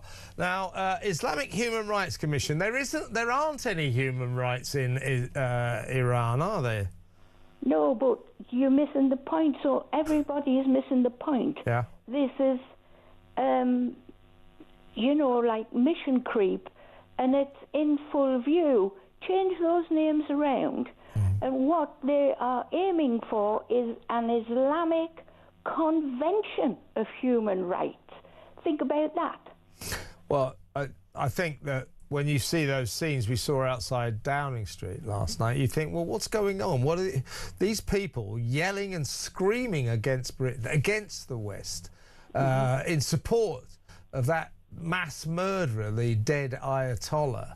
Yeah. You know, shouting Allah Akbar and hands off Iran. You think, well, what are you doing in this country? If that's your view, go to Iran, go somewhere else. If you hate this country so much, why are you standing outside Downing Street, screaming your head off, yelling Allah Akbar and hands off Iran? What are they doing here, Joan? I don't know. I just can't understand how this has been allowed, because this mob were somewhere else. Can you remember the people on horseback? Well, those were these two. That was in Manchester, where two guys rode into town wearing these quasi uniforms, saying that they were helping crowd control. Whereas a lot of people said that they looked like kind of Islamic militia. Very strange scenes unfolding there in Manchester. But Joan, listen, I've got to move on, but very good call as always from you. Thanks for ringing. Get in touch again. Joan in Sunderland. Let's finish off, shall we, with Karen in Bournemouth. Hi, Karen. What would you like to say? Hi, Kevin. You're safe. No poems today. It's really difficult because you've got the situation where the West is not supporting Trump. They're basically supporting the Middle East. The Middle East isn't supporting Iran. Yeah, those Middle Eastern nations, they don't want peace. They want Iran to be finished off. Yeah, but why aren't they doing it themselves then? Well, why aren't they? Well, they're threatening to start being a lot more proactive than they have been. But all in all, there's no ceasefire in the Middle East. War is raging as we speak. Yeah, that's true. But I mean, what would have been said of Trump if he'd have started that bombing last night, when they got all those the IRGC wives hanging around all the infrastructure? He would have been, you know, he'd have been done either way. Whichever way he'd have taken it, you know, he'd have been considered a murderer. Yeah. For killing the women. Well, I think with the benefit of hindsight, we can see that it was all bluster. He was trying to terrify the mad mullahs into some kind of concessions, and it worked. But I think the outcome of this alleged agreement from last night is that neither side, they're both claiming victory, but you could say they both were humiliated by all of this. You can say what you like but it is not a perfect situation, to say the least. Karen, good call as always. Just a quick note, Wendy sent me a message talking about Angela Rayner's jackboot workers' rights bill. She says, I'm a sole company director and my business address is my house. Does that mean the police can barge into my house? Yes, Wendy, it does, and I have exactly the same circumstance. So we can look forward to our front doors being kicked in by the police to enforce Angela's Workers' Rights Act. Isn't that special? That's why I love living in North Korea. Welcome to the studio, Peter Cardwell. How you doing? Hello. What a way to come in. It's not quite North Korea, but I will not be kicking your door in. I agree with you, actually. I don't think either side really got very much out of this ceasefire deal. Well, you can argue that both of them ended up humiliated. Yes.